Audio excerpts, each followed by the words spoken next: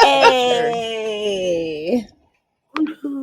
Hi, guys. This was horticulture 101. Yeah, I forgot where I was for a moment. Right? This was Tonight is my aquaculture. alcohol anonymous class. Oh, Hey, God. and it's only Where's been 20 cringe? minutes. I'm sorry, is that cringe? Oh, yeah, that I was don't good. know who's cringe. You tell me. Stop I it. actually am not mad about cringe. He kind of sounds like Frank, my very good homeless friend. Okay, now hold on a second. He did that when he answered the phone for like one of those scam likelies, and he got hung up on. Good boy. Cringe hello. scared a telemarketer away. I said something about you owe $1,000. I'm like, honey, I probably owe about 50,000 of them there dollars. Oh Sorry, my you don't qualify. Perfect. Dog wins. said- He fucking wins. He goes, I'm sorry, you don't qualify, and hung up. Damn. You don't qualify. Goodbye. Goodbye.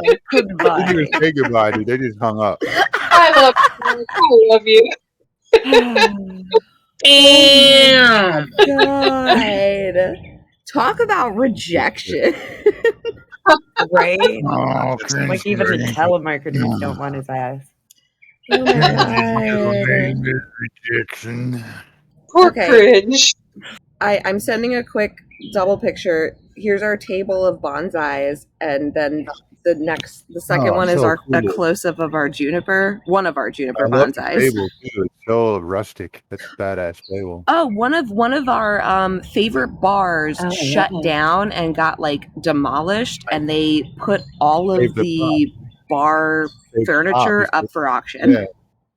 Very cool. You I need, love With your it. bonsai. you need a vine growing on that side there. Oh my God, I lost the game. There it is. Oh no, we got rid of the vines. They started taking over the house. Nice. But yeah, So- the really tall one in the center of the table is the redwood We better bonsai. start playing the game, or we'll just talk plants all the fucking night. Right? I just wanted you to see the redwood, because if you want a redwood bonsai, I will send you a cutting. I do, and then like I'll need the research and instructions. And God, can I grow it in my fish tank? Oh my goodness. We had a 110-foot redwood in our front yard when I was growing up. God, I love those and trees. Matthew's name is literally Arbor, so you can't even be mad. Right? Wait, what? I zoned out. Sorry. What? Oh my God. No, it's fine, Matthew. That is so appropriate. Dippy, You had a closed Morgan moment. you have got to listen to. So far, like all of the characters are great, but Matthew's all pulling cherry berries out of his head and giving it to like women whose children have been like abducted by Bristlemore bounders. Oh yeah, you got the Saturday game is just amazing. Amazeball. No, Sunday game. I'm sorry, Amazeballs. Oh my God. Yeah, if you want to take like some time off so that like you can get in the place that you want to be at to run that, and it'll like get some weight off your shoulders. Oh yeah, we were Make a planning character on for it. talking to everyone about that, weren't we? Yes. Okay. Yeah. So I spent 5 hours on hold today, only to be told that the soonest I could be seen by a general practitioner is November.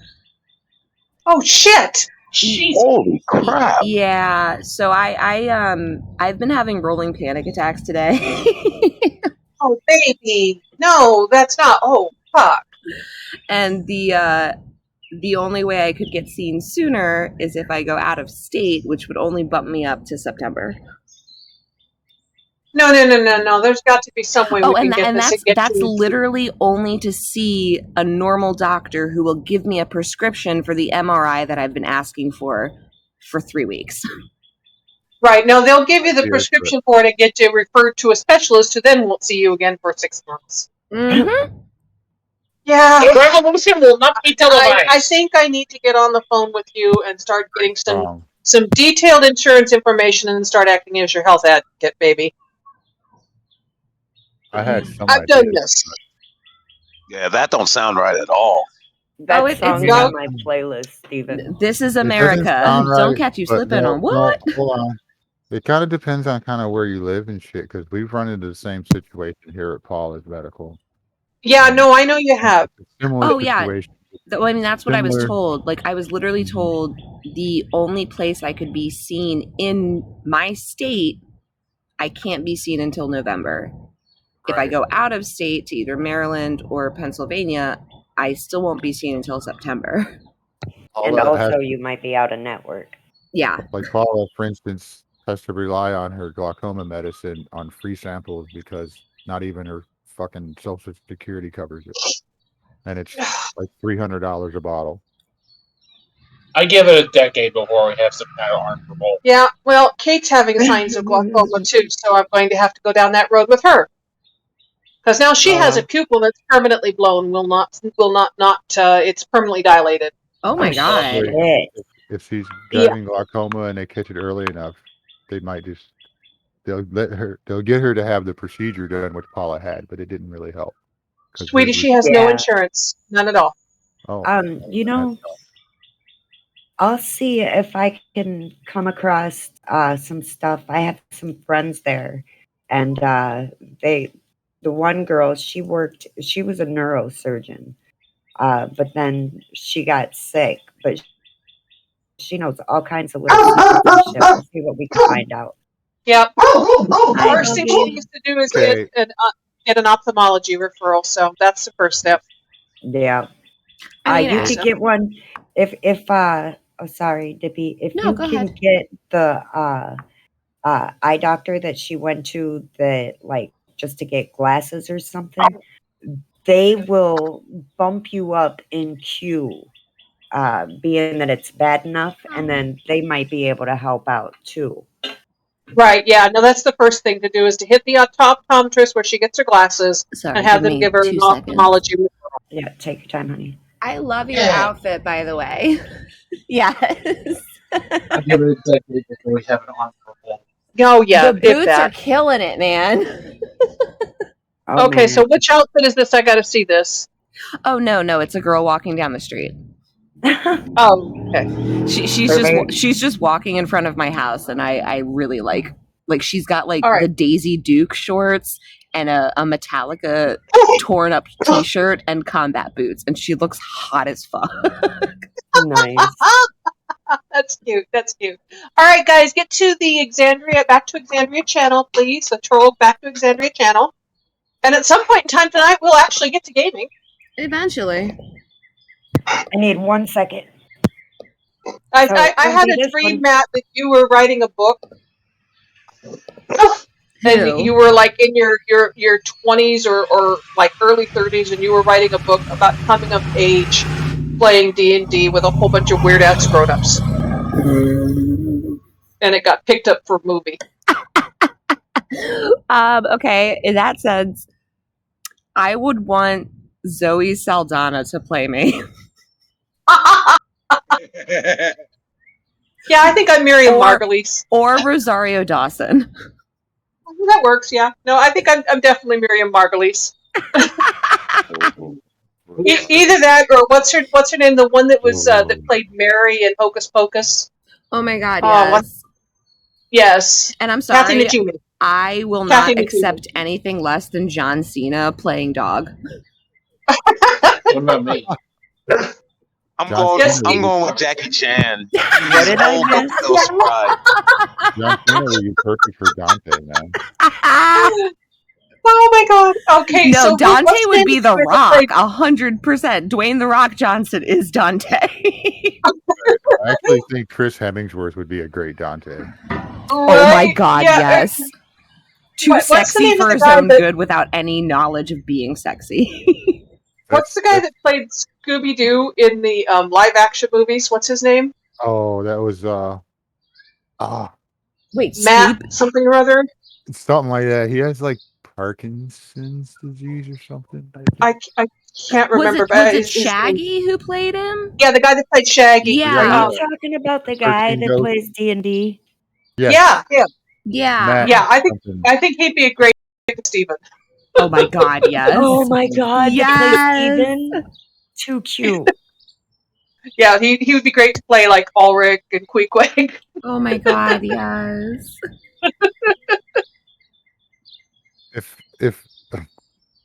If he were still around, you know who I see playing that? Who? Chris Farley. Oh my god, yes. Yeah, absolutely. Chris Farley Farley trying to be like a straight actor who gets mad about everything. Probably would have been a tremendously hilarious portal. It would be. I mean, Matt, you need to write this book so it can get turned into a screenplay, so we can all be in a movie. Are you getting mad about everything? You get indignant. You're really good at getting indignant. And hear me You do out. indignate Hear extremely me well. out. Natalie Dormer with dreadlocks is 100% how I visualize Trank. Right. Yeah. Who Natalie Dormer is. Oh, look her up. Look up that beautiful face right now. Yeah, she's got it. She has a glorious smile. She has a glorious smirk. Yeah, she does. She does have a great smirk. Oh, look, here we go. That's Natalie. Yeah. Sure. Oh yeah. Oh my goodness. She is so pretty. She's the Game of Thrones chick. Yup. Yeah. Oh. Yeah. I just love her face. Yep. That's my Right, kind of though? I want to lick her whole face. I'm just happy staring at her like for way too long. Yeah. You're awkwardly making staring. Are you making it weird? Yeah, long enough to make it weird. I'm gonna be back 1 sec. This is dog, Dippy. I mean, This is cringe. Dog and I are kind of on the same level of sexual awareness. We're aware, darling. Like 90% of the time, he's like, "My wife's so hot," and I'm like, "Yes, send me a fucking picture." Yeah, the both of you excel at making things weird. Oh my She god. is very pretty, and I still catch sometimes other people that are like staring like too long, just a second too long. I'll be like, "Damn, I fucking take a picture." Take a picture, it'll last Here I sit more longer. like Raj. Like I don't, I have no problem with a pretty lady's a pretty lady. You motherfuckers are gonna look, but there's that 1 second just a little too long. Like, Yeah, I love the idea of Jackie Chan playing D&D. He probably Right, He may have. though. I don't know. You'd have to look it up. Matthew Lillard. Matthew Lillard. That's his it. That's him. name. Yes. He was in that guy. that horror movie where it was like 13 Yes. Ghosts. the cabin with 13 all of the Ghosts. different rooms. Yep. He was an asshole in that movie. He plays a He's lot of often D&D. an asshole. But He does play a lot of D&D, and he does indignant extraordinarily well. That's why I said he'd be great as I Steven's character. think it's like Jack Black or something.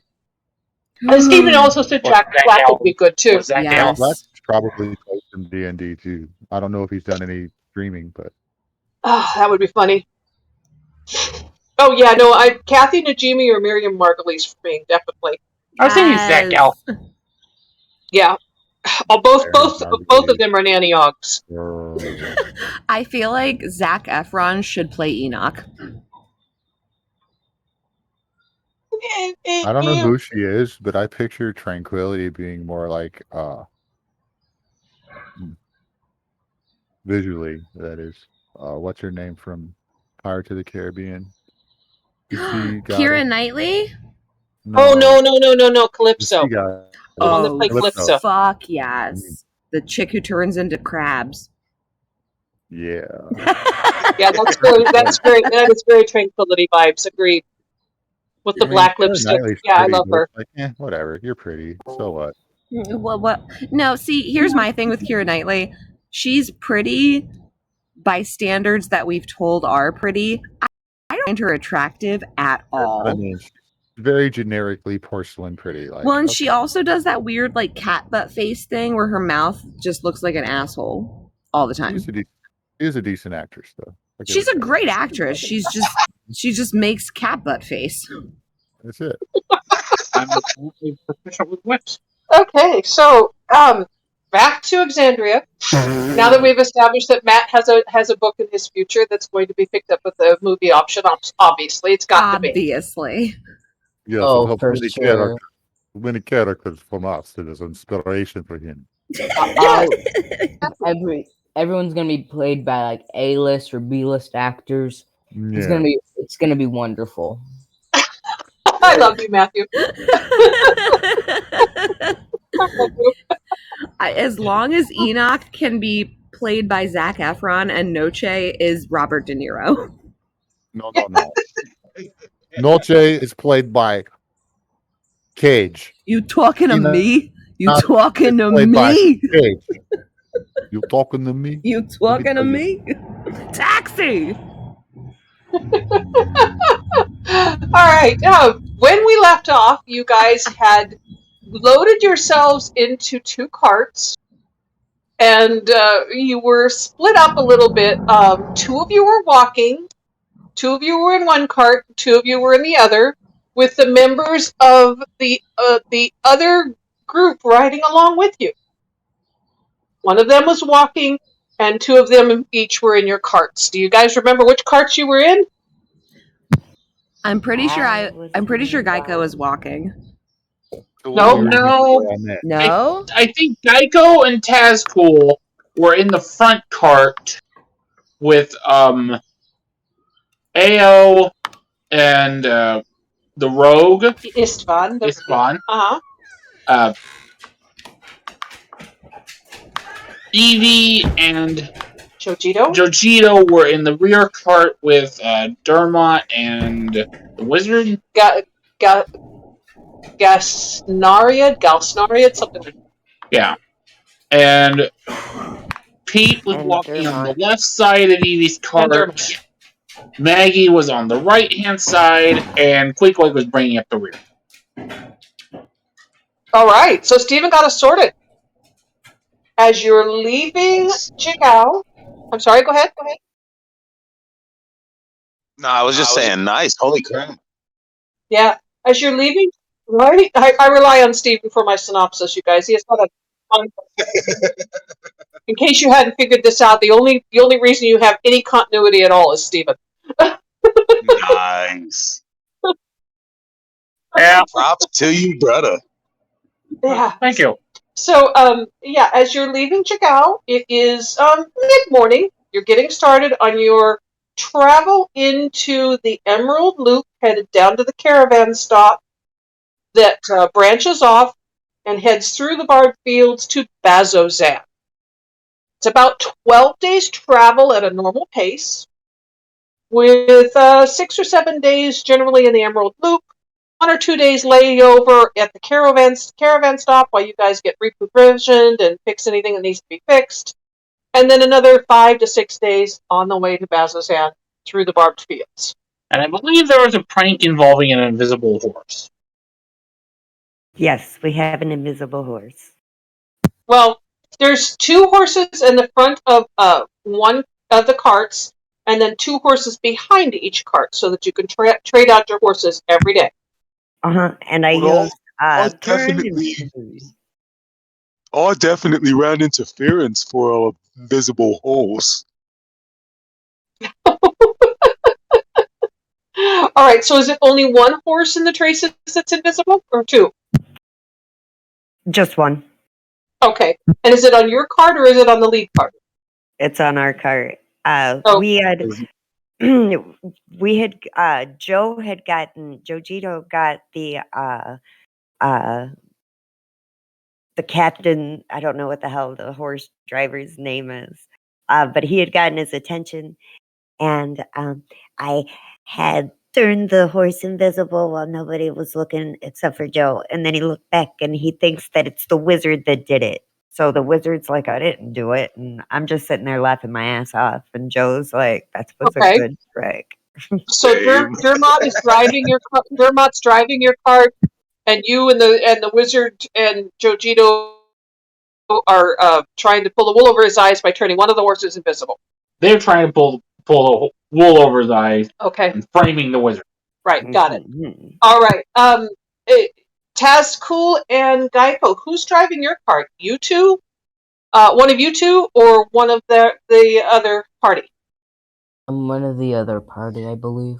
No, I do All not right. trust. I do not trust anyone in the other party to lead us in the correct direction. I am leading this horse, but I don't know how to hold reins properly. So I'm basically just yelling at the horse, "Go straight, keep going." So you're sitting on the driver's seat with the reins in your hand, yelling at the horses incoherent. Yes. All right. I need animal handling check from you then, please. That's not going to go well, I can promise. Dermot is confused with the invisible horse, and your cart, Jojito and Evie, is a little bit falling behind as he's trying to sort out the fact that the harness is floating in midair, but the horse is not there. Holy shit! Dirty 20!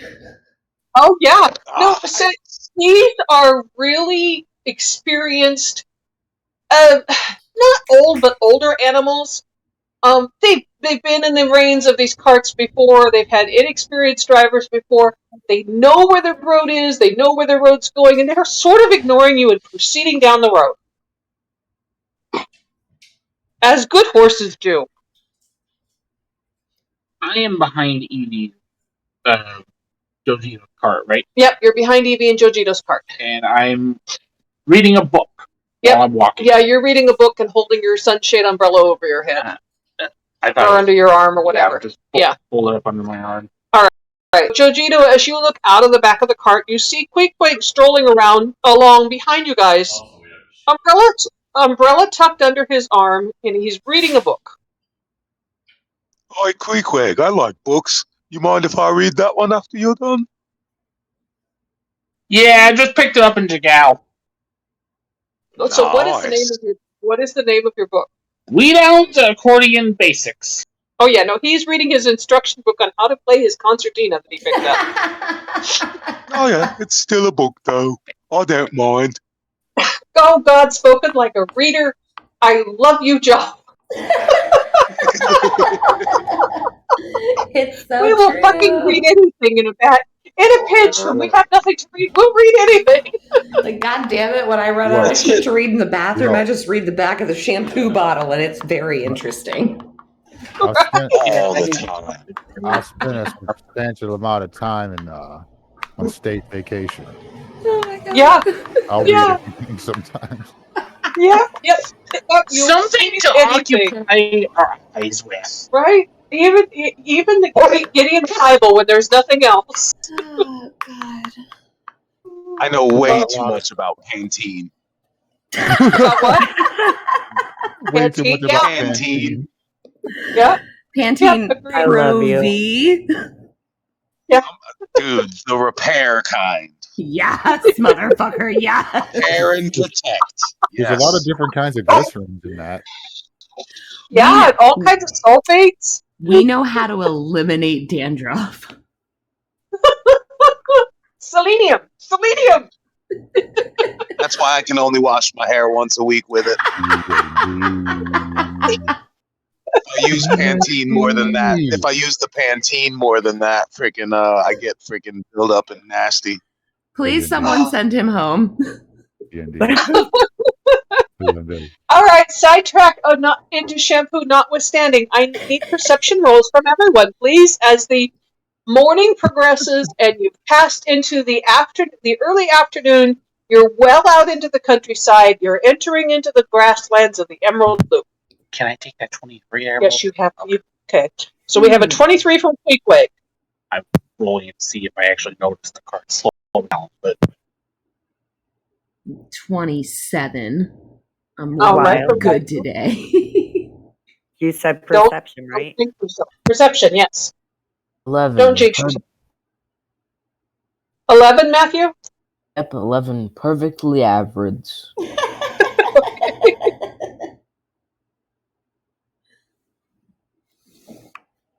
Nat 1 for 4 from Jojito. Oh my Evie's God. 12. I don't Well, see crap. I'm too enamored by that instruction manual. Right? Pete's got an 8 going on. So yeah, He's hungry. of course he is.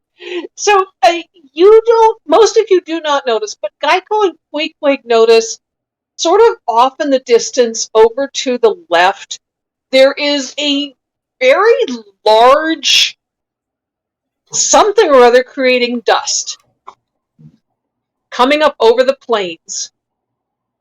Excuse me, my hard-shelled friend. Do you see that? Yeah. What is it? I don't know. I just wanted to make sure that I wasn't hallucinating. Whatever it is, it's in a hurry. Everyone, look, there's a cloud. It looks like it might want to attack us. It's at least a half a mile or more away. God, I wish I had a spyglass. I feel like we are very fast. We could outrun this. What? Is it coming towards us? Roll perception again. Okay. I'll help. I mean, with advantage. Okay. First one's rolling. Rolling.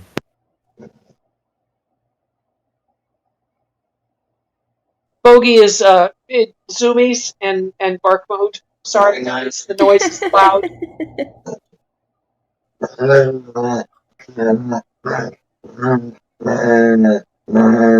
Oh my god, it sounds like getting you. it, ain't he? It sounds like you kidnapped a person and gagged them. With advantage 18. So with an 18, you see that it's not heading towards you. It seems to be parallel to you and heading sort of in the same direction as you are. About a half mile away to your left. Okay. Maybe just keep on going and just keep going.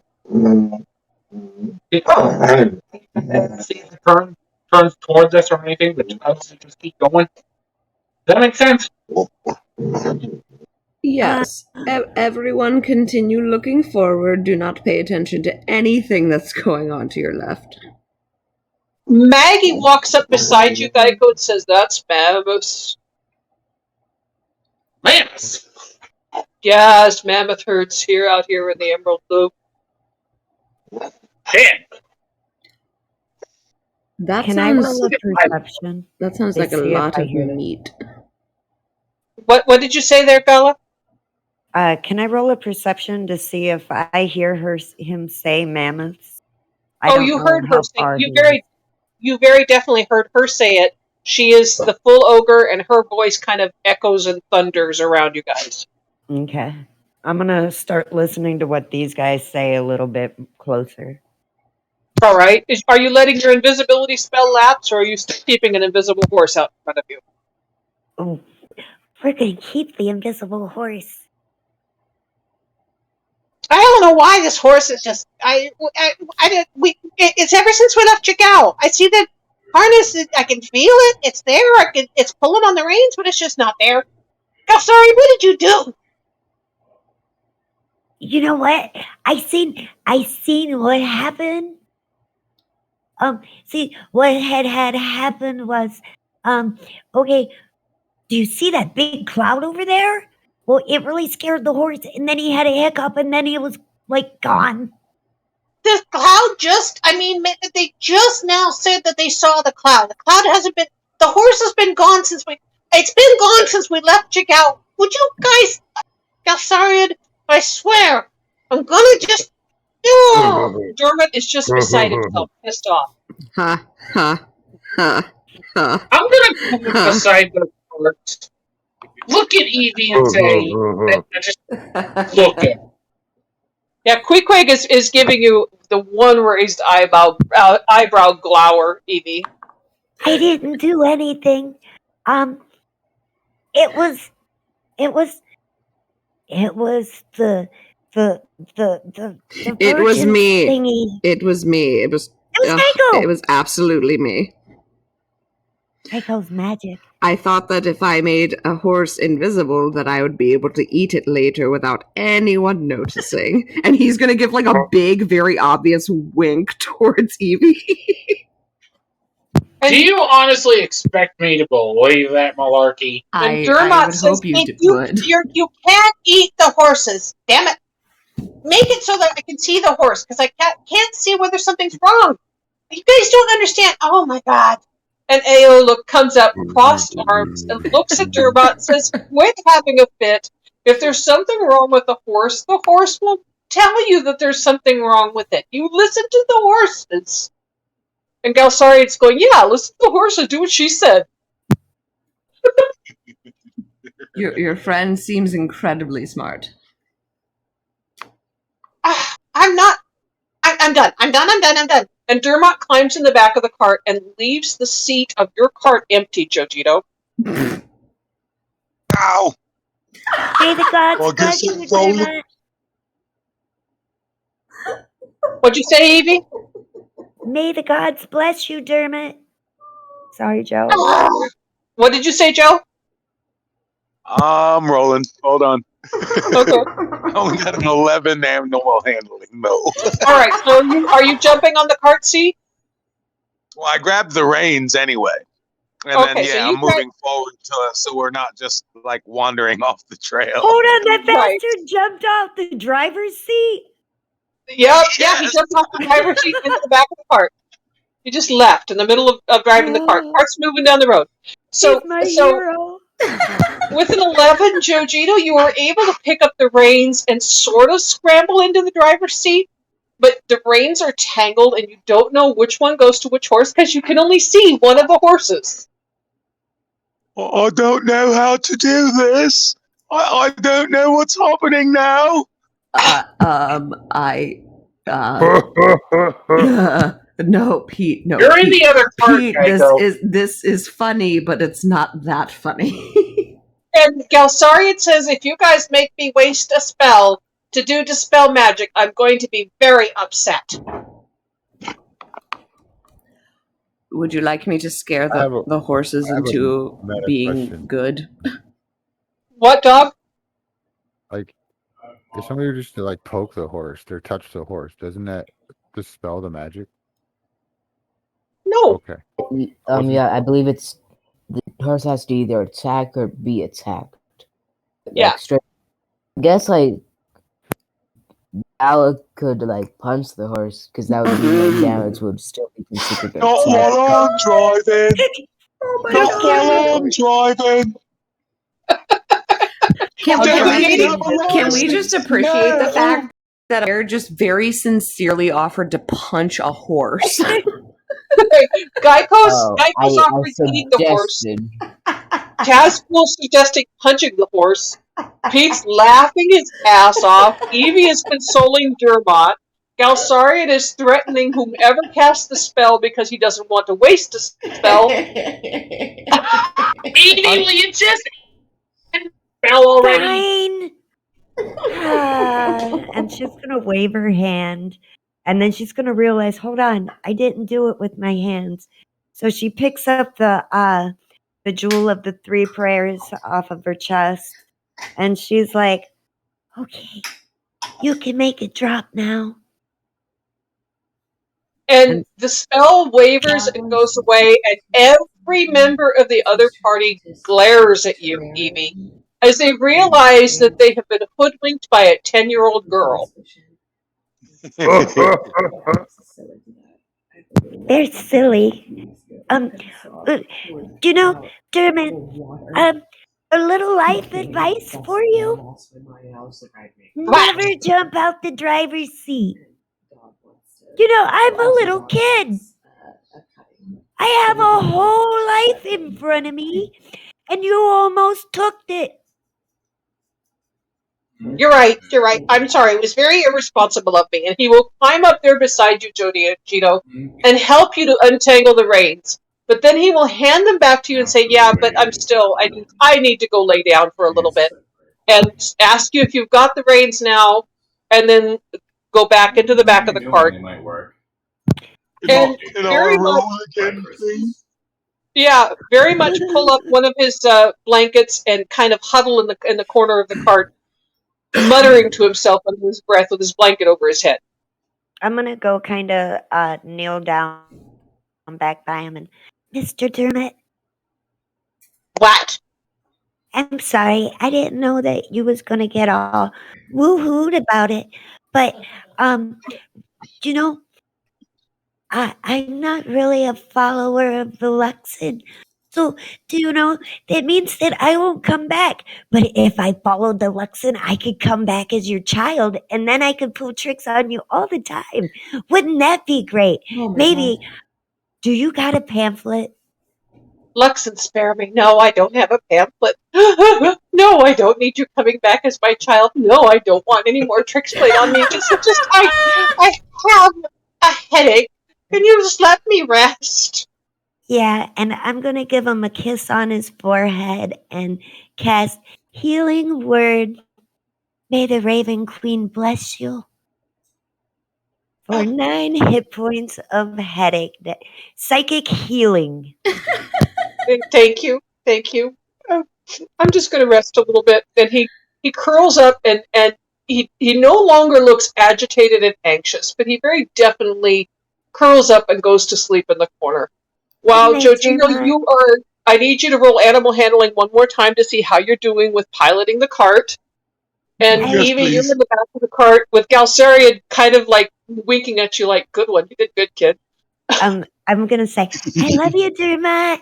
Before I like go back, I'm gonna like walk and do it. Like I'm gonna try to Yeah. stand up on my feet and do it. All this is going on as the rest of you are kind of yelling back and forth out of the other cart, giving advice on all of this nonsense. And Ao is like, oh, I can't believe you guys are wasting magic like this. And yeah, all this nonsense. Do you need to So tell? Jojito is rolling his animal handling here. Yeah, well, with a 15, yeah, you got it. Once he untangled the reins and handed it to you, you don't want to do this as your regular job, but you're doing an adequate job. It's no problem. The horses know maybe they don't know where they're going, but they know there's a road in front of them and they're following it. And you're doing an adequate job of piloting the cart. I like animals. As the herd of mammoths continues sort of paralleling and being a little bit ahead of you guys, going in the same direction, and the afternoon passes. Is there anything that anybody wants to do as you're traveling along, besides turning the horses invisible? I'm gonna use mending on Posey. I gotta stick her eyeball back in. That eyeball is looking really like raunchy right now. Okay, now is this the one that Pete went and got for you? No, but I'm about to peek my head out. And hey, Pete, can I have an eyeball? Where is it? And he'll fish it out of a pocket. Oh, This one. the little one, because that big one, Posey's a kitten, not an like a cyclops. I mean, to be fair, we have a huge barrel of eyeballs. Oh, yeah, but those are pickled. Oh, give me a pickled eyeball for her.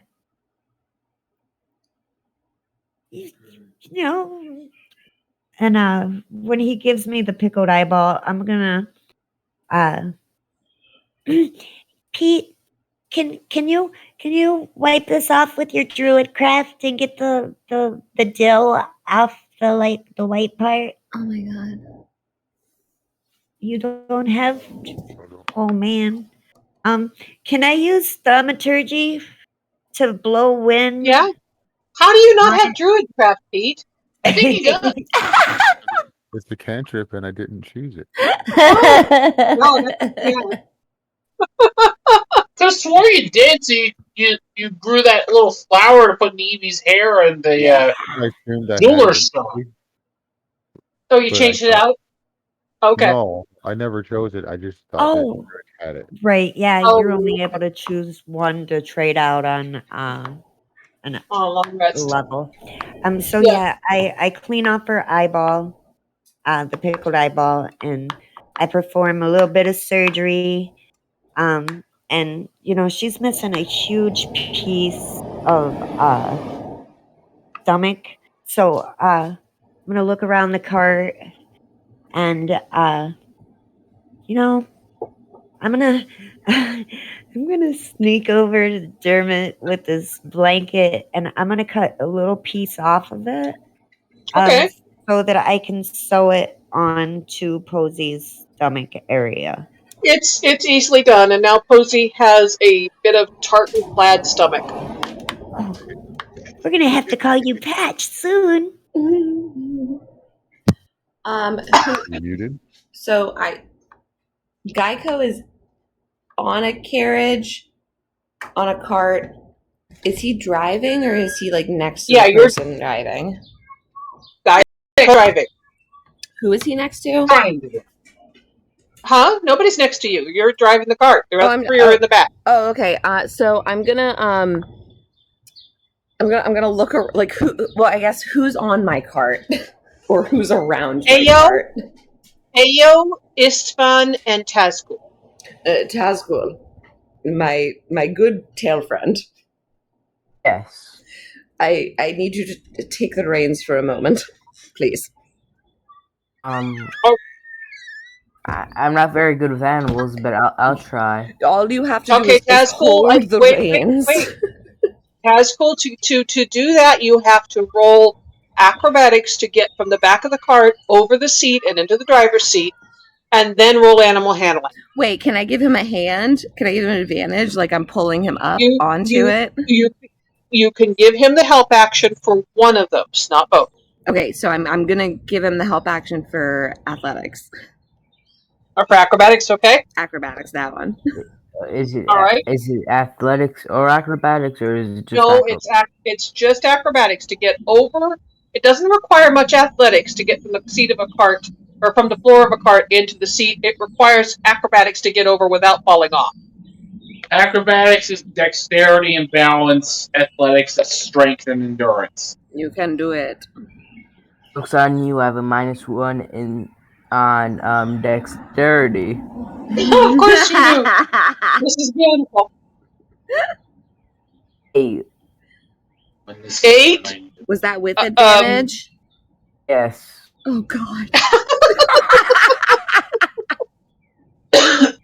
All right. So Tazgul is clambering over the top of the seat, and literally the seat has kind of like a buckboard in front where your feet rest on the floor of the wagon in front of the seat, and then there's a board that comes up that the reins kind of cross over, and he gets wedged between the seat and the buckboard. And he's kind of on his knees down at your feet, Geico.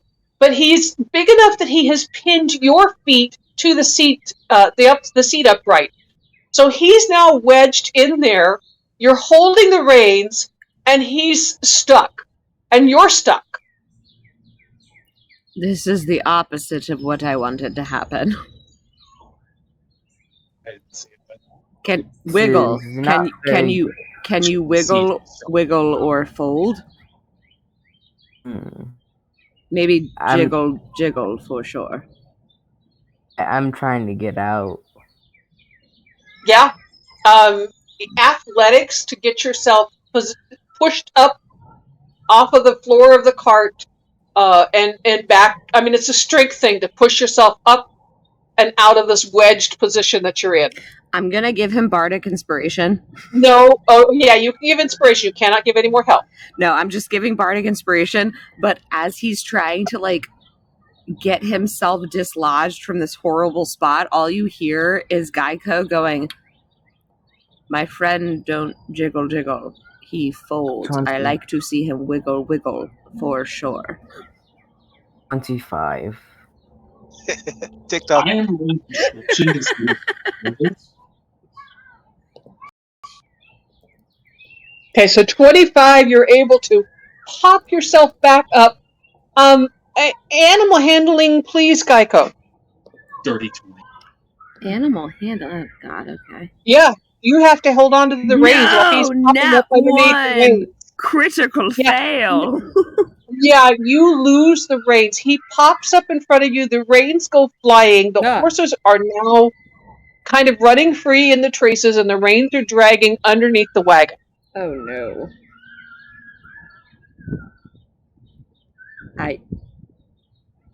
I'm glad you are dislodged, but I don't know how to fix this. I need one more animal handling. Wait a second. I need one more animal handling from both of you at disadvantage. You are 2 reptiles behind horses who now have nobody controlling the reins. Oh wait, hold on. That was, and then another one. Okay, so it's gonna be that 13. I think I have only a flat 0 in animal handling.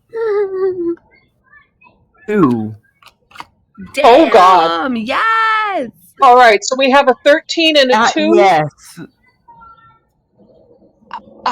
It's a dirty Okay. 20, right?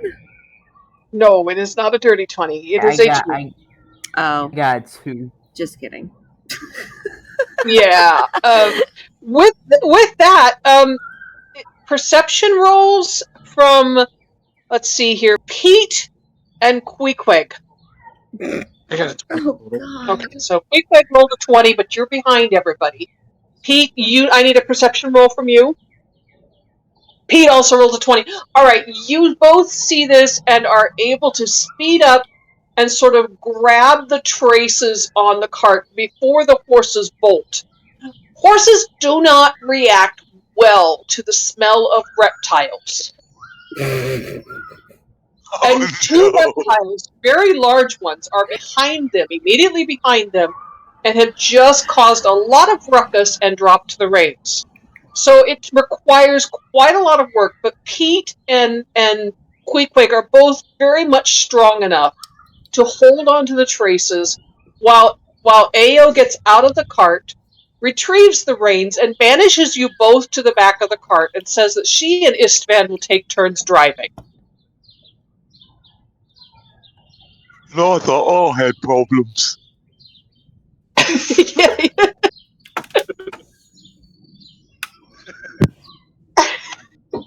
Oh, I feel much better about myself now.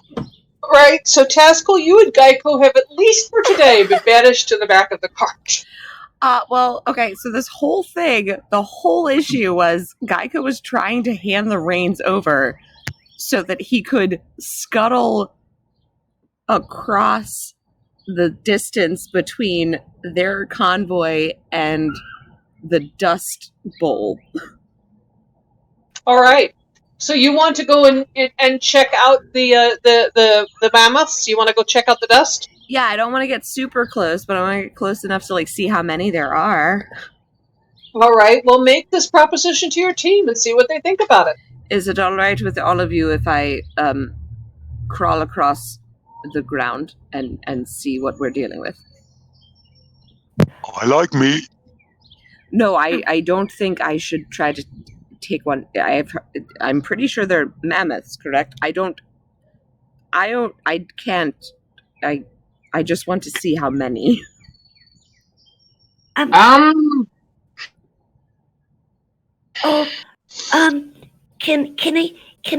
I help? Absolutely not. I don't want to go with you. That would be dumb. Yes. But Geico, of course, would be dumb. I was thinking, maybe Queequeg.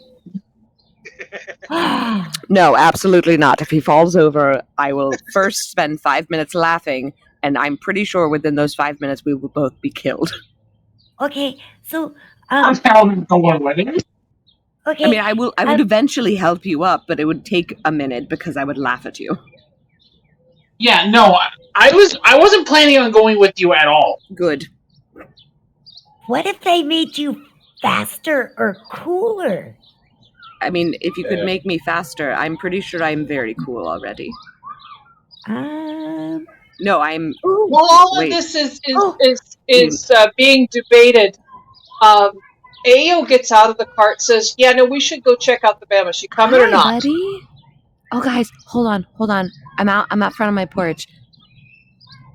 A squirrel is crawling up my leg. Oh my gosh. Hi, buddy. Let a test for demands tribute. Hi. die! I don't have fucking peanuts! Oh fuck! No. Row.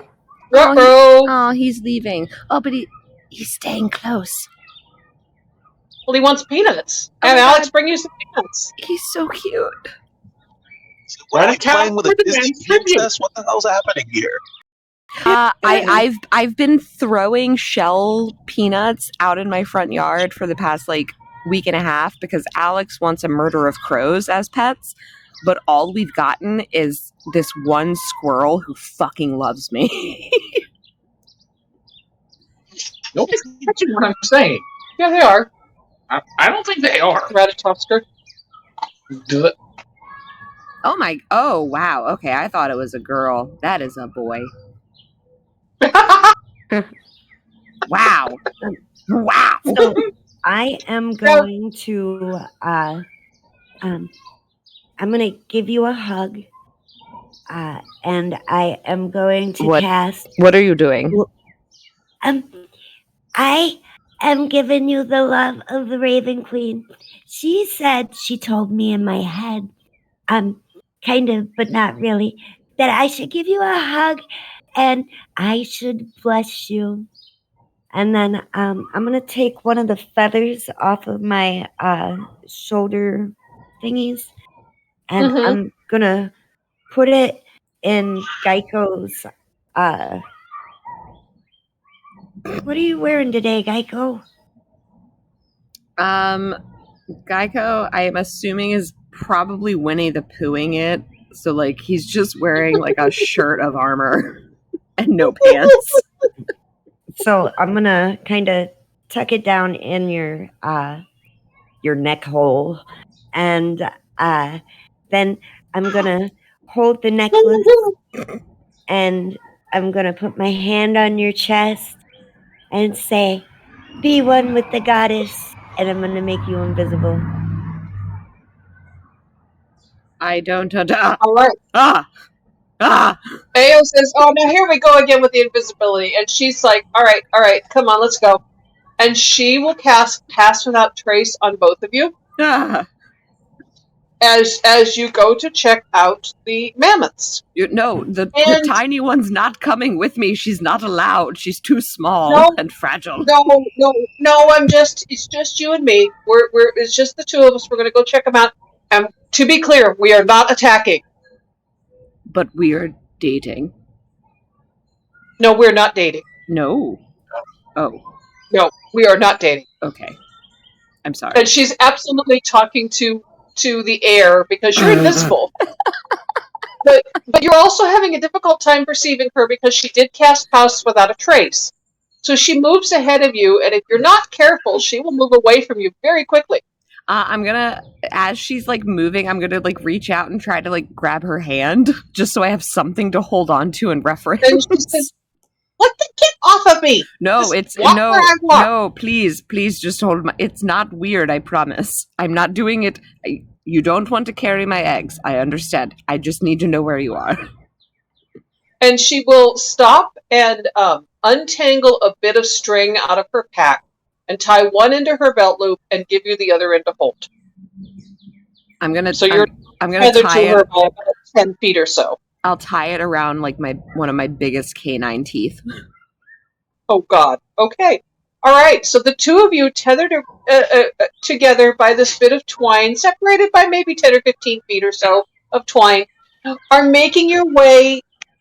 The stealth advantage because of Pass Without a Trace, and Geico's invisible, and Ao does not see the string tied around your teeth because you can't see the teeth, to go and check out the mammoth herd. As you're walking through the grass, you notice the grass is sort of an odd mixture.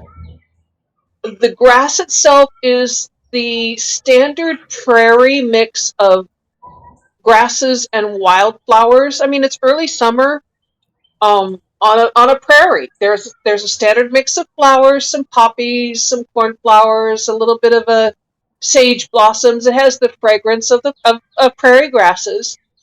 The grass itself is maybe knee high or so. I knew this was going to be a horticultural episode. And the most of the grass is green or like a pale golden green where it's starting to ripen a little bit. But you do see patches of very brilliantly rust-colored red grass and one or two large passes of a very purpley grass.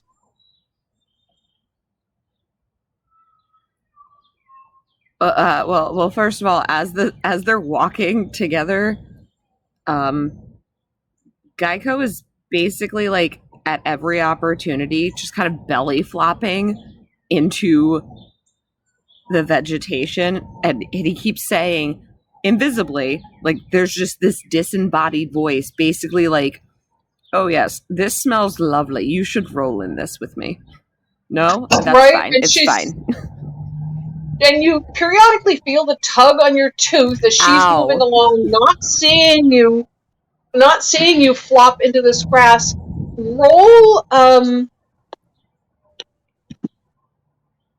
Roll nature. Hey, 22. All right. You come on a patch of this red grass, and something in the back of your head prompts you to examine it closely before you flop in it.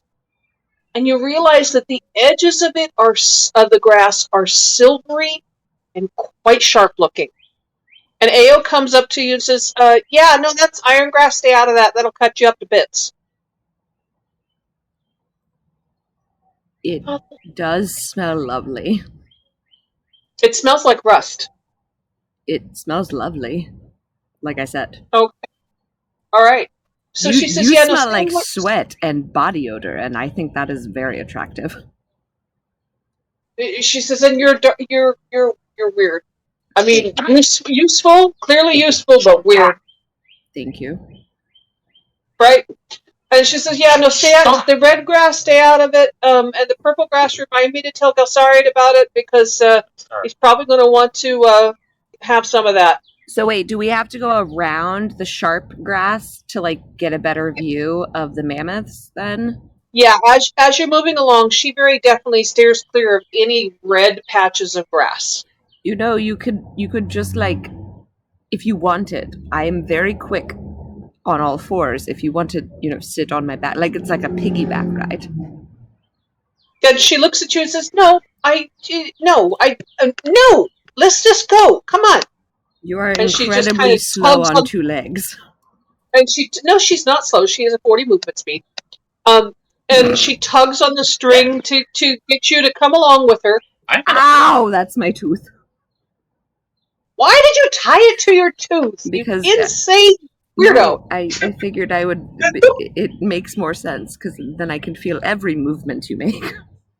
So every bit of stealth you have from invisibility and pass without a trace is immediately negated by the squabbling that is going on as you make your way through this prairie. It's like Abbott and Costello.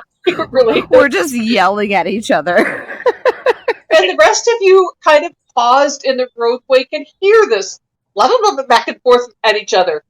As they're, kind of making their way, you can sort of see the grass parting.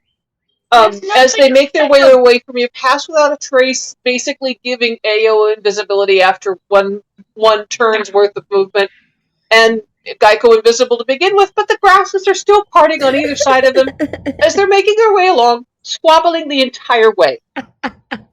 I would like to kind of, as I'm hearing this and seeing all this, I'm going to shake my head and I'm going to look at good old Wiz and be like, you should have offered to make him silent. And Galsariad says, I think they couldn't be silent if they tried. I'm pretty sure Ao and Geico would fight if they were dead. I'm standing there leaning against the wagon. Which very definitely groans and kind of leans with you. Arms crossed and thinking like, I'm pretty sure I heard of a comedy duo in Tal'Dorei. What was their name? Abbott or something? Cabot and Ostolo. Cabot and Ostel. It's like one of those skits. I'm saying Didn't they that. do that? Who's on first? Yeah, something like that. Yeah, sounds about right. Wait, Eltarian agrees with you because he's very well traveled. I hate Hey, everything hey, about this. Wait, Gelsarian? Yeah, what? Do you do weapon enchantments?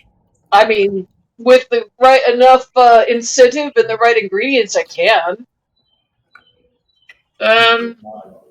What do you need for doing enchanting my hammer to basically do thunderbolt things? Thunderboom things? Yeah, What are thunderboom start things? talking like it has it. How do I phrase this? Help me phrase this. You want it to make noise? No, when I want to be able to, when I hit something, force a thunder. As well. And he looks at you and says, "But you're a worshiper of Cord, right?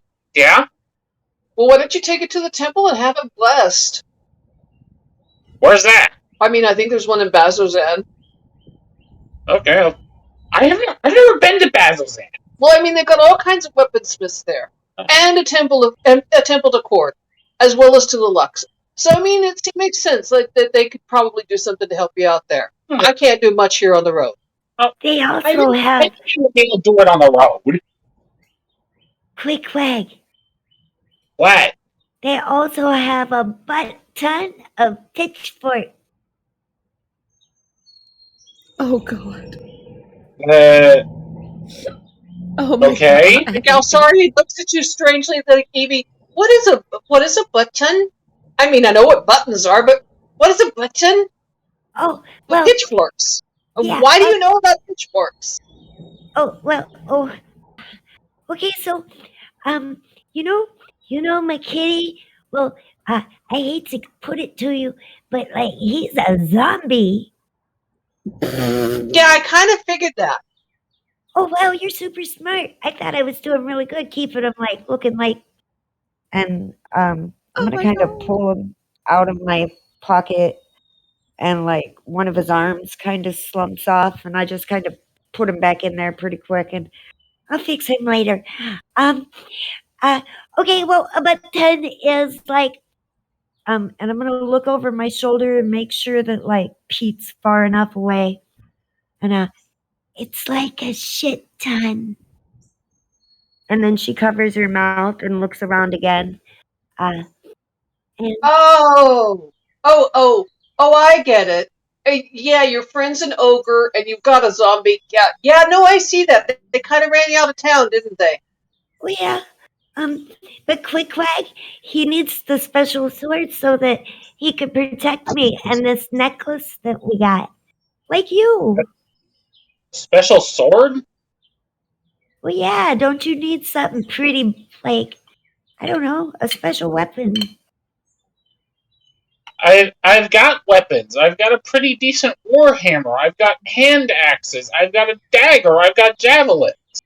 I mean, Quickweg literally bristles with weapons. I was just looking to get my hammer and chain to do some extra oomph, you know? You need one of those things that you throw in the air and it comes back and it hits somebody both ways. A bangarang. You mean a boomerang? Yeah, that's it.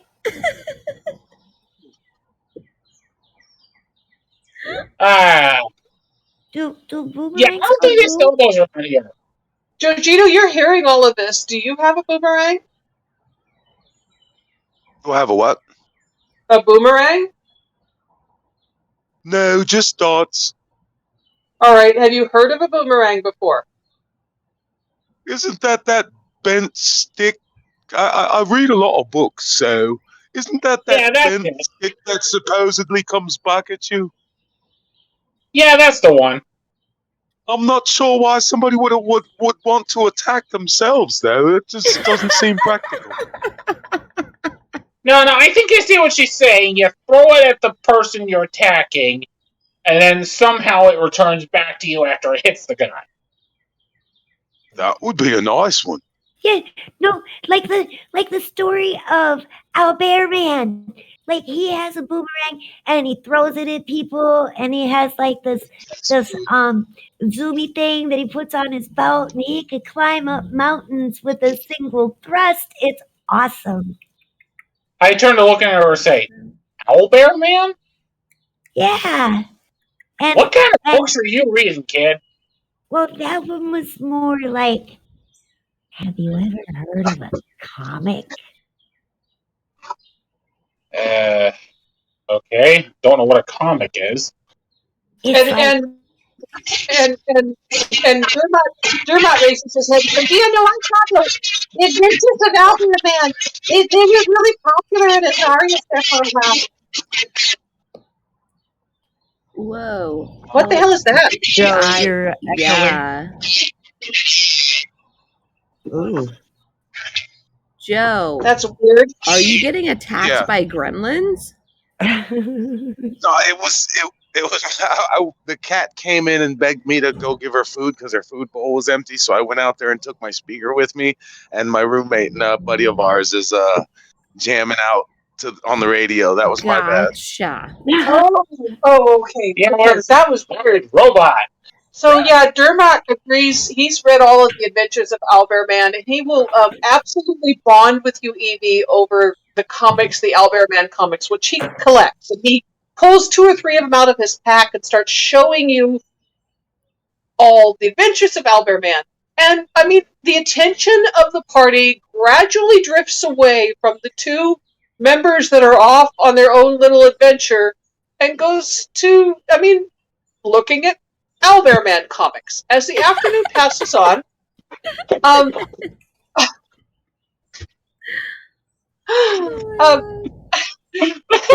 Geico, you and Ayo make your way up behind this herd, and Ayo is a ranger, so she knows how to keep you guys downwind and out of the perception of this herd of mammoths. Can As I you see ask a quick question? Of course. Can I cast Disguise Self? Because it says I must adopt a form that has the same basic arrangement of limbs, which means I can crawl on all 4s. Can I look like a sexy mammoth? You can look like a miniature sexy mammoth. Yeah, okay. It can only be your size. Yeah, so I want to look like a small sexy mammoth as we approach. Or what you think as a sexy mammoth, because it's just a mammoth. It's also Geico. And it's also Geico. And by this time, invisibility has worn off, because I don't think it lasts that long. Okay, so at this point, I'm as we are approaching this dust cloud of mammoths, I take on the shape of what Geico thinks is a sexy mammoth, which is literally just. It doesn't look like a mammoth. It looks like a very hairy lizard with big, huge eyelashes.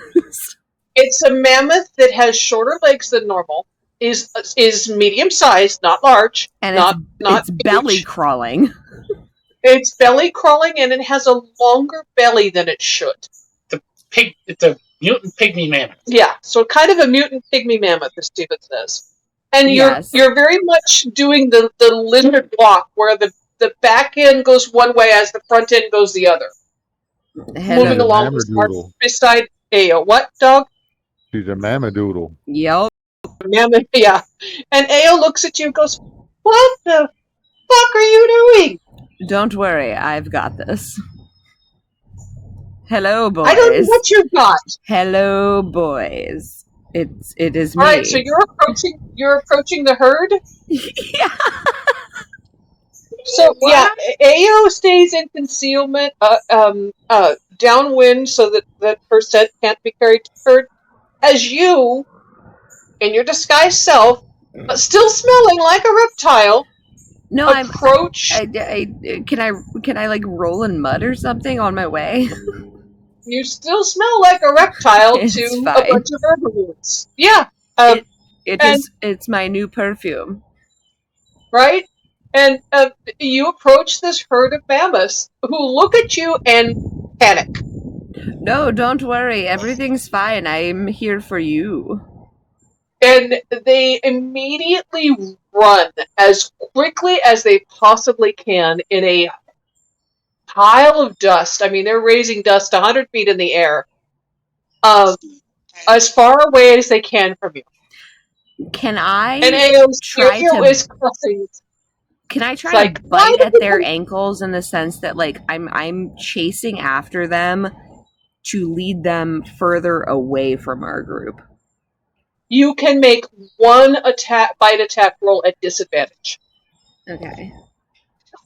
I was gonna say, please tell me that she's between or he's between the mammoths and Hold us, on, and hold not on. on the I need to far do it side. again at disadvantage. Okay, 7. Yeah, no, you attempt to bite at their heels, but they're leaving you in the dust. However, one of them does clock you in the head with its hoof with its foot as it's exiting. The one that you almost connected with, but didn't I'm get sorry. anywhere near to actually doing any damage. You said that so fucking casual. It clocks you with its hoof. That's a fucking mammoth hoof.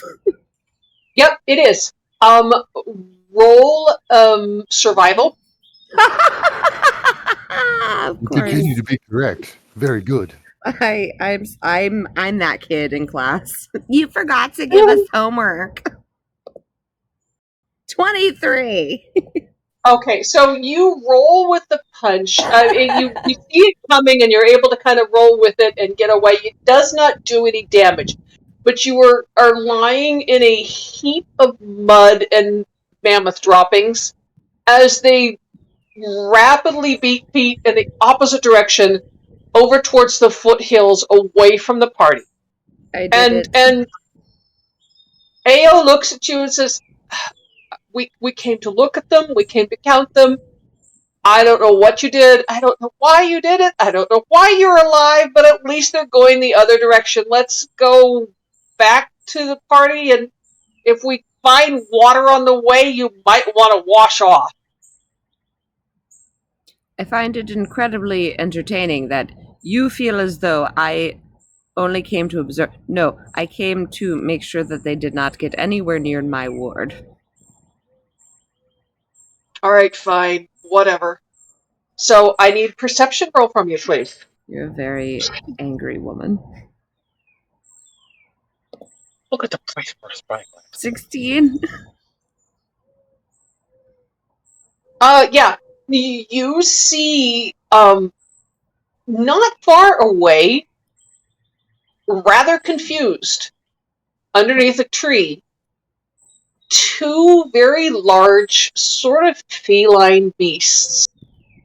They're kind of a cross between a gray and a tan.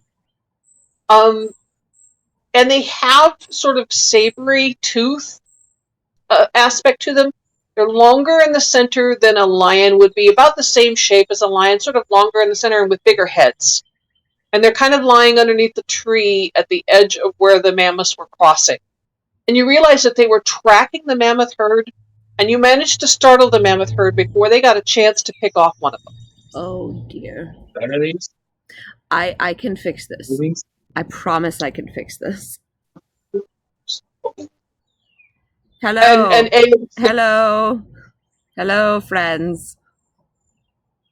Ao grabs a hold of your shoulder and then kind of rubs her hand on her pants as you are covered in mud and elephant dung or mammoth dung, and says, "No, those are more bounders. We need to go. We need to go now." But if I took a meal from them, I can offer them a meal instead. You will be the meal. Let's go. Yes, I understand. I can rip my tail off and give it to them. No, they don't want your tail. They will eat you. And then they will eat me. And then they will eat everybody else. Let's go. Fine. Goodbye, friends. I am sorry. My friend won't let me give you a meal tonight. Have a good day. Nature at disadvantage, please. No. You're attempting to talk to more bounders. I mean, he's a nice guy. 12? No, disadvantage. Wait. Disadvantage 15. So no, disadvantage 12. Yeah, it would be 12. Yeah. Yeah, you're attempting to talk to the moorbounders who look at you kind of go, and I mean, they're big cats. As long as you're kind of standing up and talking to them, they're not going to do anything. But the minute you turn your back, they're going to start stalking you. And Ao drags you backwards, all the while keeping eye contact with them. And is like, when we get to the edge of the grassland, you need to run. Do you want to ride on my back? I'm very quick. No, I'm as quick as you, if not quicker. Let's go. All right, I will race you. It sounds fun. So, I need you to roll, not stealth because you're covered in elephant dung. Survival? This is going to be, it's good. Give me survival. Oh no. Oh boy. 21! Yeah, no, with that, the two of you are able to back away a couple turns from the warbounders who look like they might be going to follow you for a minute, but then they start to track the herd of mammoths, which they had originally been tracking. They're large cats, but not overly bright, and they did have prey in mind already. So they were, you guys popped up out of nowhere, scared the mammoths, but they're still on the track of, the one or two smaller, infant or juvenile mammoths that were with the herd. And they're looking for their easy meal. And you guys are weird and smell funny. So you're able to get away from the moorbounders pretty easily, and all the way back to the caravan that is paused in the middle of the road reading comics. You find yourself, arguing with Ao as she's like sort of halfway yelling at you and picking on you and halfway congratulating you on the luck of stupid. And also telling you that you stink because you're covered in mammoth shit. You That what I smell? do realize that you don't smell like a pile of roses either, right? I at least do not smell like mammoth shit. Here, I'll help with that. And he's gonna hug her and rub his whole body over her. Oh, fucking God, you absolute asshole. Now And we she both allows- need a shower. Yeah. Ha. And you stalk your way back to the carts, and Ao 100% immediately strips off and uses prestidigitation to clean herself up and change clothes and glowers at you as she sort of gathers her clothing up and sort of throws it in a heap in the box in the back of the wagon. I'll wash that tonight. My God, you're horrendous. Hey, Ao? I still have a dust of dryness pellet if you need it. Yeah, maybe tonight if we don't find water. Okay. Ugh, Thought I'd offer. How do you guys do anything with this person? Hey, I only met him a few days ago. But we are Love. we are definitely best friends. They really are. Okay. Yeah. So you No. see Geico standing unapologetically in front of you, covered in dust and mammoth shit. Quick Yeah, no, random you question. walk behind the caravans. But what if the wind picks up and brings my smell towards you? Should I walk in front then?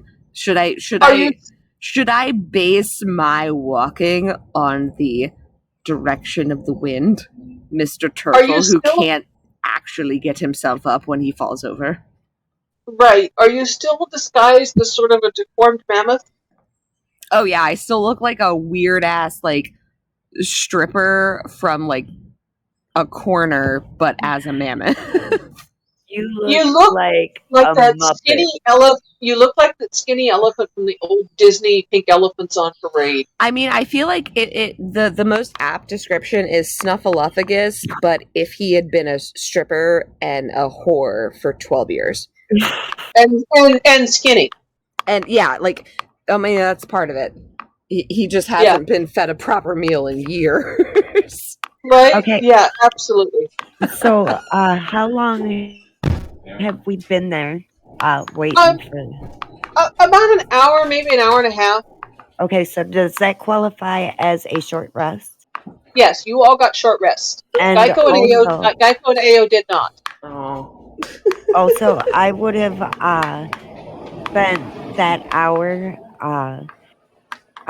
mending and sewing Geico's last tail to some sort of like thing that he could wear underneath. Like we can cut his It's breeches. like a belt with the tail attached.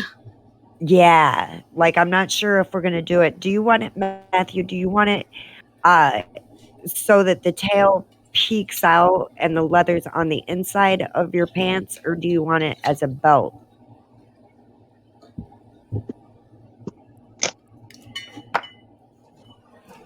How do you want your false tail, Matthew? I don't hear you, honey. You're muted. You're muted. Matthew can't hear you, baby. He might have stepped away. But yeah, I would have liked to have taken at least an hour to start doing that. When he gets back, we can meta that. Yeah, you're nowhere near finished, but you have done it at least a little bit, and with the interference of a few of the other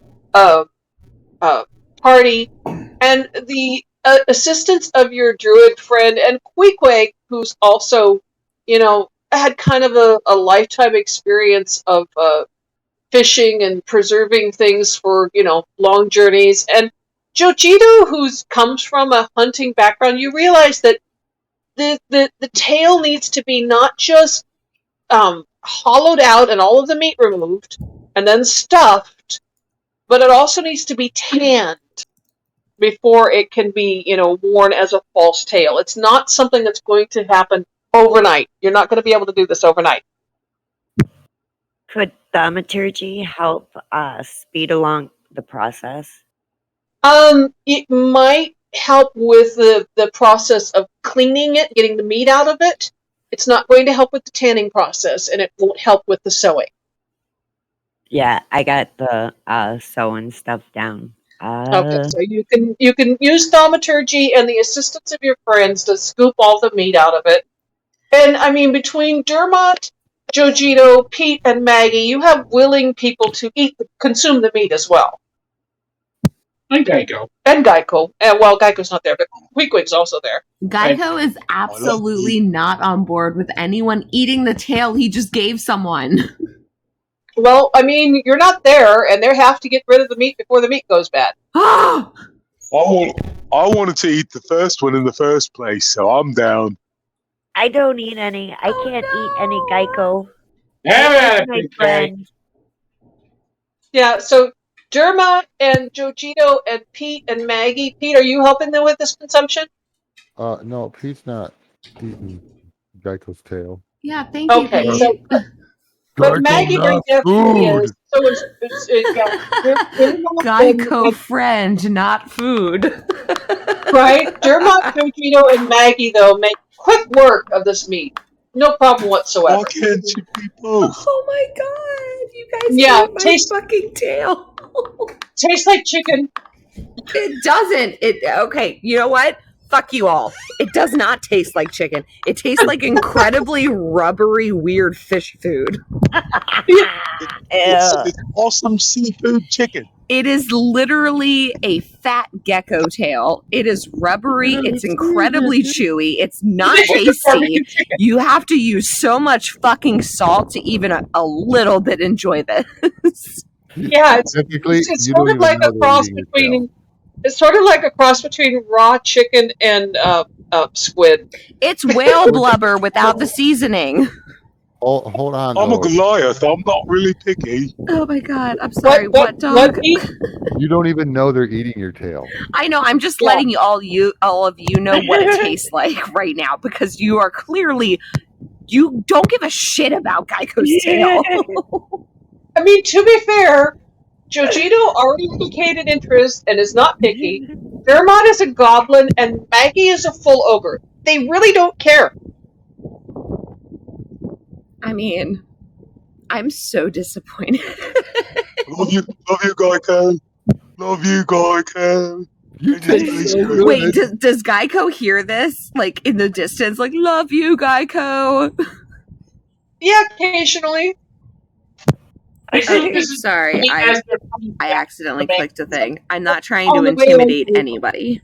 Love you, Geico. Nom, nom, nom, nom. And you so I love you. Nom, nom, nom. I love you so much. All right, so Geico, you come back just as the tail is being completely. I mean, it's been turned inside out completely. They've scraped the flesh off the inside of it, and Evie and Gelsariad are using prestidigitation and thaumaturgy to clean the leather up completely to get it ready for tanning. Is there any like corn stalks or dry weeds or anything that we You're could on use? a prairie. Oh, then There's there is. grass everywhere. Yeah, so I'm gonna get up a bunch of grass that we can dry for it. Okay, so you're going to use that as stuffing? Yes. Okay, so you're going to stuff it with straw. That's no problem. So you start gathering up the grass. And as you're gathering up the grass, Gelsariad's helping you, and he's like, oh no, wow. And he is entranced. In front of you, there is a large patch of this purplish grass. Oh. And he says, it's Eowyn! And just about this time, Geico and Ao come up, and Ao's stripping down and says, yeah, no, I meant to tell you about it. Eowyn's everywhere around here. And he's like, we have to gather some Eowyn. We have to gather some Eowyn. And he starts commissioning every single party member that is willing to help him to gather up as much of this purple grass as he can get. So No. I have a book of plant identification. Uh-huh. Can I look in it for a picture of Eowyn? Yes, you can. Go ahead and roll investigation. I'm sorry. This might be presumptuous of me. Is that my tail? Yeah, we're almost done making it for Tazcool. I don't understand.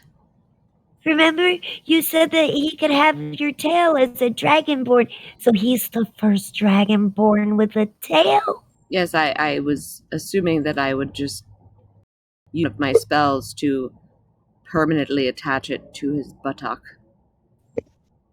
Can you do that? I mean, I don't know, but I was going to try. Why on earth did you... I'm sorry. Where did the meat go from my tail? Georgina ate it. What he said? Wouldn't that just Maggie be says, yeah, no, it was good. You've cannibalized me. And Dermot comes up He licking gave his it to me. licking his fingers and sort of using his thumb to kind of clean off the sides of his mouth. Says, yeah, no, it tastes pretty good. This is a travesty. This is... I would never eat any of your body parts. Why on earth would you eat mine? And the entire other party is immediately going to start harvesting Eowyn. Are the rest of you going to help with this? I am going to ask Gelsariad, hey, do you need the roots or just the top of it? I need the cut it off just above the ground level. I need the stalks and the seed heads. Okay, and I'm going to go ahead and help with that. All right. I'm going to ask, I look at Geico's disguise and say, that's not a travesty. What it is you're wearing is a travesty. Geico? I thought I looked very attractive, but I clearly do not. Why have you eaten my tail? I didn't eat your tail. Why did you allow anyone else to eat my tail? I thought we were friends. I just helped clean it out, right? The only reason I have ever laughed at you when you end up on your shell is because I admire and respect you. Why did you let them eat my tail? Are you going to try to explain to Geico about meat going bad that hasn't been prepared correctly? You know what? Yeah, I am. Dude, you realize that if that meat wasn't harvested then, it would have rotted, it would have drawn all sorts of insects, probably would have made a lot of us sick. No one was supposed to eat it. I was going to attach it to our friend's butt. Dermot intervenes with well, it's like this, Geico. Your tail was dead meat. Even if you attached it to your friend's butt, it would be dead meat attached to his butt. It would have stunk. It would have drawn corpse flies. It would have drawn maggots, baby rot bugs, all kinds of bad things. Probably would have made him sick, too. As it is, we can take the skin from your tail and tan it so it's kind of like leather, and he can have a lizard folk leather tail, which is beautiful and doesn't draw any bugs and is really pretty, and the bad meat goes away. And it went to a good purpose. It fed 3 people.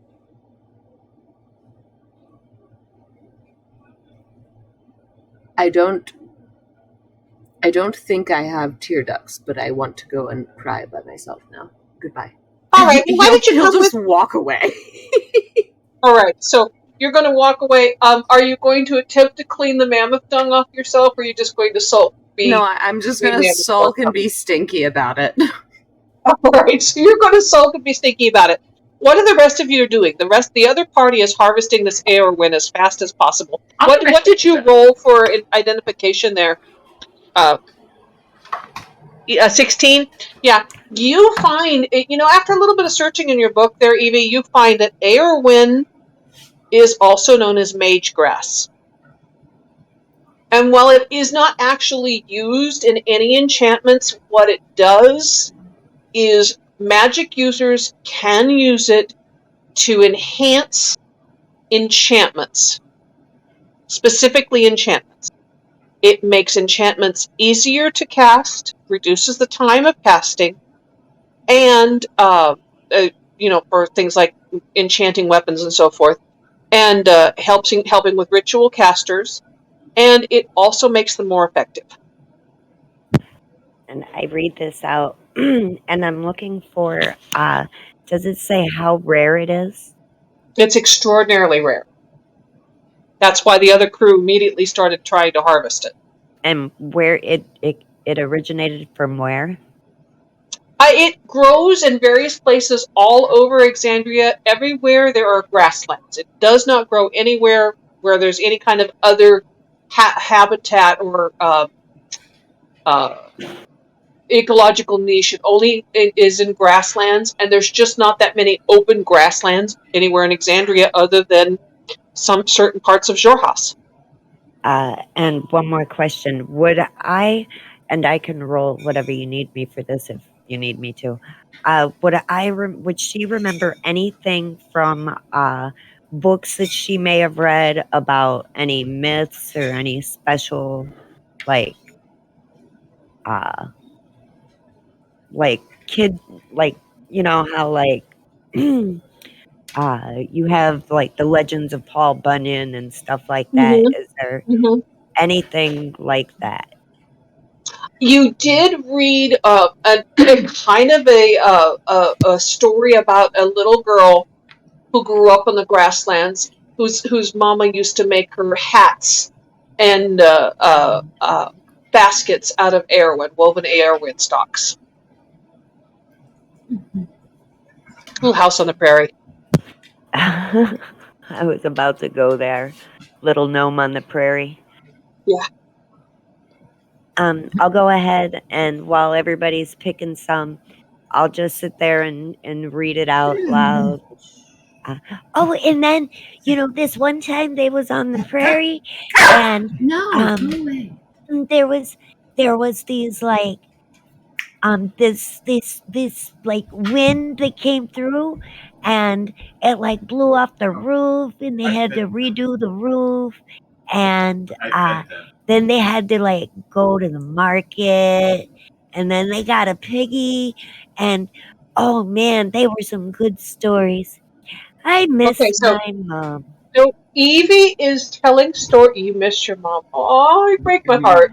So Evie is telling stories about the girl that lived in the little house in the grasslands, and Geico is sulking, covered in mammoth shit.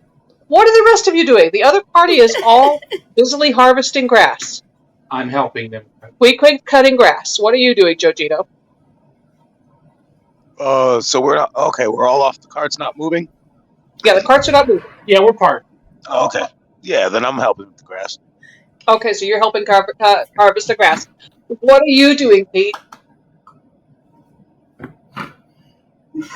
He needs just a second. Can All right. I What are you doing, Taskpool? Matthew, you muted, baby. Matthew, you're still muted, sweetie. Hello. Taskpool? Did we lose Matthew? Are you there? No, he's still here. He's just muted. He's physically muted through Discord. Okay. Can after I get done reading that, and since I'm sad, and we're waiting for Pete and Tazcool, Mhm. can I go wander over to Geico, and I pull out the flask that I got, Don't and I look! shake Don't it, look at and me! I I am smell it. hideous. I smell it to make sure that it's not the whiskey, that it's the water side, and I take my dress and I dip some water on it. It's okay, Geico. You're not Now remember, Geico still looks like a deformed mammoth. Yeah, don't look at me. I am furry and hideous. everything. Oh yeah, furry and everything. Oh, I'll start like dumping some water on the mammoth and cleaning them off. Geico, Yes. I don't think that I don't think they would have ate you if you weren't a good lizard folk. I mean, to be fair, I would have eaten you already if you hadn't emotionally forced me into being your guardian. Yeah, blackmail's great, huh? I don't think that's at all what I was trying to say. That's not blackmail? No, you are blackmailing me. That is 100% true. Oh, we figured that, if we could save the rations and, I'm gonna look around and make sure Pete's not by me. If shit gets real, and she covers her mouth up. You are not allowed to say those types of words. Just because Pete's not here does not mean that I don't know. Yeah, exactly. I hear him. I hear him from far away. I think he's got super ears. Yeah, he has super ears, and also, we are just very good parents. Don't say those And words. Geico, you also have very large ears right now, which are kind of, flapping. Oh. Do you know, right now, you're the scariest thing I've ever seen. If we have to fight more monsters... That does not make me feel good about myself. No, it's good because you were, trying to, be stealthy. What did you see? Oh. Do you see what I look like right now? Uh-huh. It's like that, but 10 times bigger. Also fatter. and much bigger.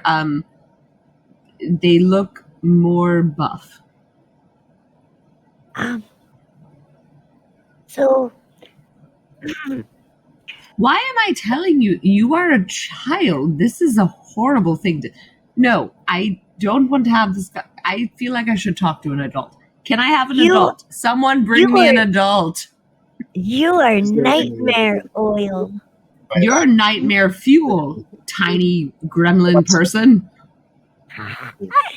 I love you, Geico, even if you are smelly. Do you realize we both smell bad in different ways? You smell like a horrible human child, and I smell like, well, I smell like shit. But you know what? I don't want to know what. I love you anyway. I hate everything about this. Are you ready to go back? No, please, you go first, and then I'll follow, and I don't want to hold your hand. Please don't try to hold my hand. Please, please. So a couple of hours pass, and with the help of Pete, I'm going to say that Pete and Tazcool are helping with the harvesting of the Aorwin. With the help of Pete, Tazcool, Jojito, and Queequeg, there's quite a lot of Aorwin harvested, maybe a hay bale's worth. And Galsarian sees to the shucking of it into bundles of bundles of stalks of grain, and then tying it along both sides of both of the caravans so it can kind of dry as you move along. And he very carefully harnesses it, lashes it to both sides of both of the caravans, and now the caravans look as if they are decorated with purple wheat sheaves all along both sides, where the fabric of the covered wagon meets the wagon itself. At each join or each upright of the wagon, there is a sheaf of wheat. This Aorwin grass, bound together, tied securely, and then tied to the side of the wagon. Both wagons. And you look rather festive, almost like you're decorated to be in like an autumn harvest parade or something. As your caravans slowly move into the early evening, late afternoon, early evening, and Ao says that you probably should start looking for a place to camp, and I need perception rolls from everybody. Tazcool and Dog, did you guys ever get back? Yeah, I'm back. Okay, welcome back. Tazcool, are you still muted, sweetie? Matthew. Matthew's still muted. I have to believe Matthew got called away. Yeah, I would think so too. Okay, so we got 24 from Queequeg, 6 from Evie. Geico's got a 21. 23 from Pete. What have we got from Jojito?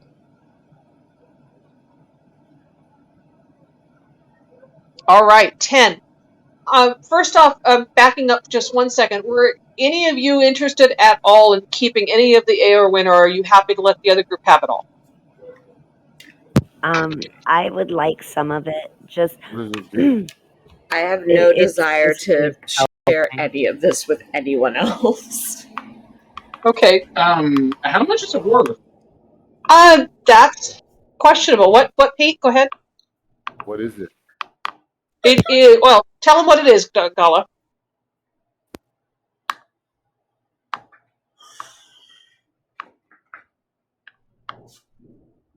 ritual casting and stuff like that.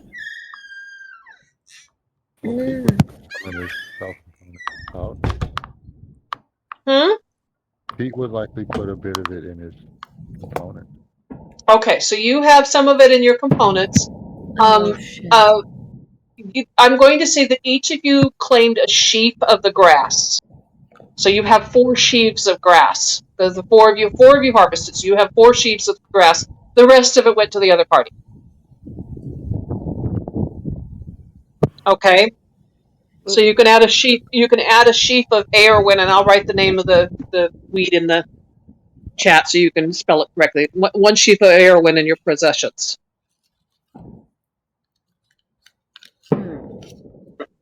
God damn. Sorry, I have like a weird mic setup, so if you hear big pops or loud booms, it's my horrible neighbors throwing off fireworks. Oh yeah, no problem.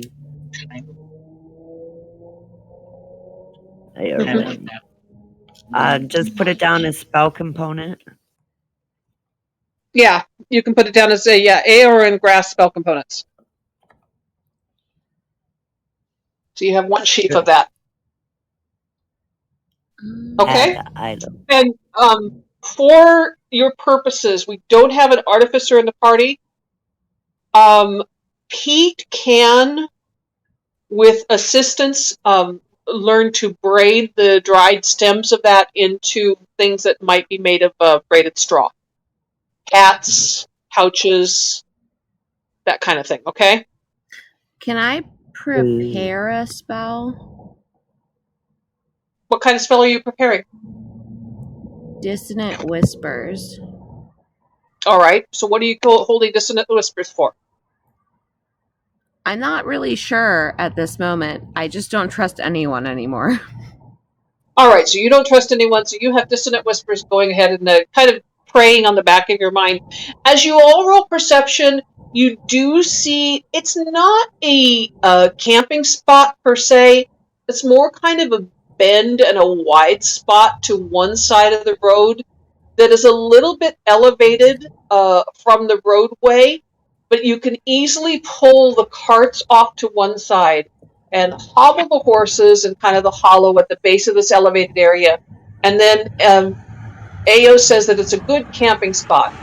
And she suggests that you guys camp, in and under the wagons and kind of maybe set the sentry, the night watch, up on top of the elevated area so you could see better. So are you guys going along with that? Sounds good. Sure. All right. So with that, you are easily able to set camp. There are 4 4-man tents. Pete and Maggie and Queequeg are not going to fit inside the tents, but all 3 of you could either crawl alone into one of the wagons or sleep under the wagon.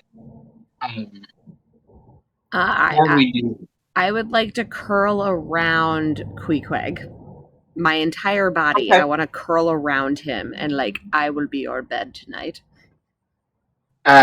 Before we do anything, one, No, get rid of the disguise. But it's fuzzy. It's like a good bed, right? Like a nice fluffy pillow.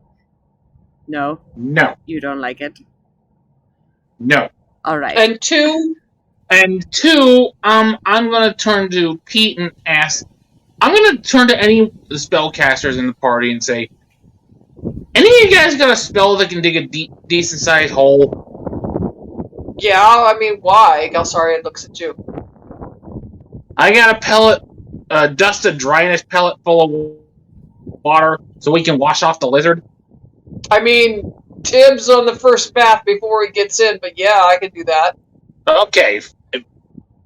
If any of you guys can do like a 15-foot hole, I can shatter the I pellet. can't do 15 foot. I could do like 5 foot. Well, wait a minute. I could do 3 5-foots, one right after another. Oh yeah. All right. So he's going to do the moving earth spell. I can't remember the name of it. And excavate 3 5-foot scoops, like making it into a long trench off to one side. Kind of a long community bathtub that Queequeg then promptly fills with water. Right. And everybody in the other party immediately hops in and bathes. Are the rest of you bathing? Yeah. Oh, yes. Queequeg obviously is. Yes. Yeah. You last. No. No, she's a child. She's not allowed to bathe with us. That's inappropriate. Not I was talking to you. She was talking to you, Geico.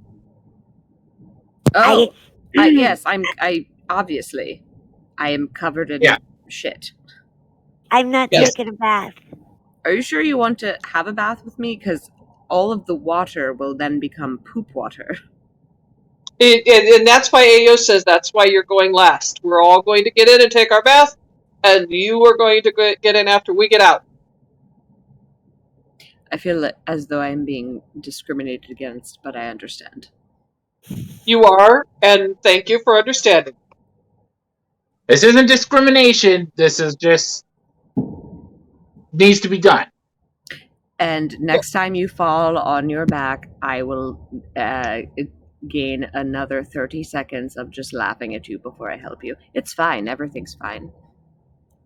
How is that any different from normal? No, Yeah, usually I help you after 10 seconds. I'm going to give an extra 30 seconds to laughing at you. So yeah, Pete says hygiene and gets in one end of the tub. Maggie gets in the other end of the tub, and everybody else kind of clambers in. Jojito, are you having a bath? Yes. All right. Tazcool, what about you? I keep trying to give Matt a chance, whether he's here or not. Okay, so everybody except Evie is clambering into the bathtub, and Geico is being forcibly evicted from it. He's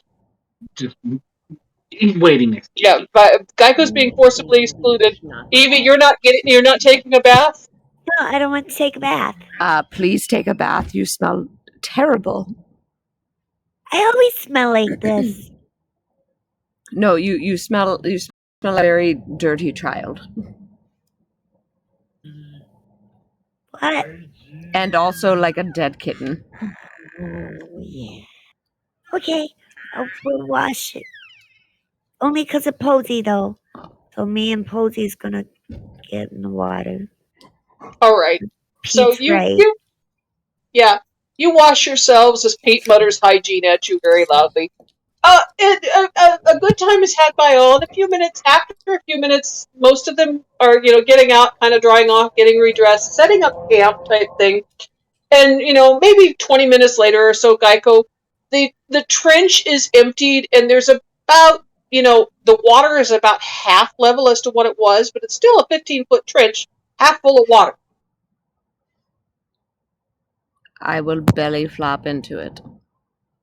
Yeah, and you see the disguise spell fade from Geico as this shit-covered lizard belly flops into it and very much alligator swims from one end to the other of this 15-foot trench, washing off most of the disgusting smell, and getting out a little bit muddy, but much cleaner than you went in. Wait, before I get out, is there anyone close enough to the edge that I could pull in with me?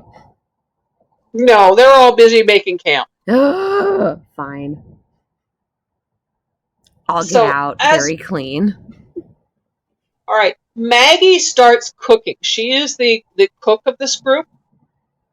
And she breaks out the rations and she says, "It's beans tonight. We got leftover bread. Y'all pigged out on lizard meat, so it's beans tonight." And she starts cooking beans. And Pete's gonna take over his little barrel of eyeballs. No, beans and pickled eyeballs. This is good. This is good. No, we're not putting those in the meal. No, you eat them on the side. It's pickles. Yes, obviously. And he'll sidle up next to Pete and just take a handful of eyeballs. Right? So Maggie's snacking on them, Pete's snacking on them, Geico's snacking on them, Jermot's snacking on them. I can't imagine Jojito not snacking on them. Tazcool is snacking on them. The eyeballs go quickly. It's very much a delicacy of this group. Near as I can tell, the only ones who don't eat eyeballs in this group are Ayo, Istvan, Evie, and Queequeg. Pete's also gonna pull out a little sprig of mistletoe and mumbles. Don't forget to save some for the cat. Sorry. Mumble some incoherent words and cast Goodberry. Okay, so that goes in the beans and flavors them up a little bit, makes them extremely nutritious and flavors them. And that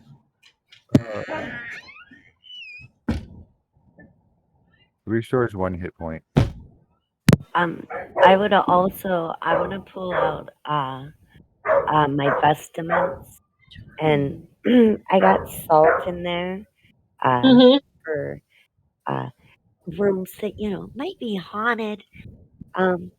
So I add a little bit of the salt to it. And Maggie looks at you very approvingly and says, "Yeah, good job, nice, nice." Salt's And magic. so you guys pass the evening eating. I mean, it's trail food. It ain't great, but it ain't bad. Maggie's a decent cook. So you've got beans and some sort of ricey type grain, and pickled eyeballs for anybody who wants to indulge. What is Pete eating specifically? Plus a good berry each. Pete, what are you eating? Are you eating beans and rice? Whatever was made. Yeah, beans and rice. Okay. He's probably he has a habit of collecting bugs and grubs. Yeah, as you're walking along too, because you're hungry. Hungry. Geico is gonna try to like get the person to put alcohol in Pete's beans.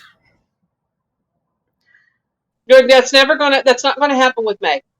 That's pure and simple not going to happen. Here's why. Maggie is full ogre, Pete's half ogre. She looks on Pete as a family member, and she will not help you play a prank on him. I'm not trying to oh goodness. No. I'm not trying to play a prank. I'm trying to get my good friend to talk to me. I mean, talk to him.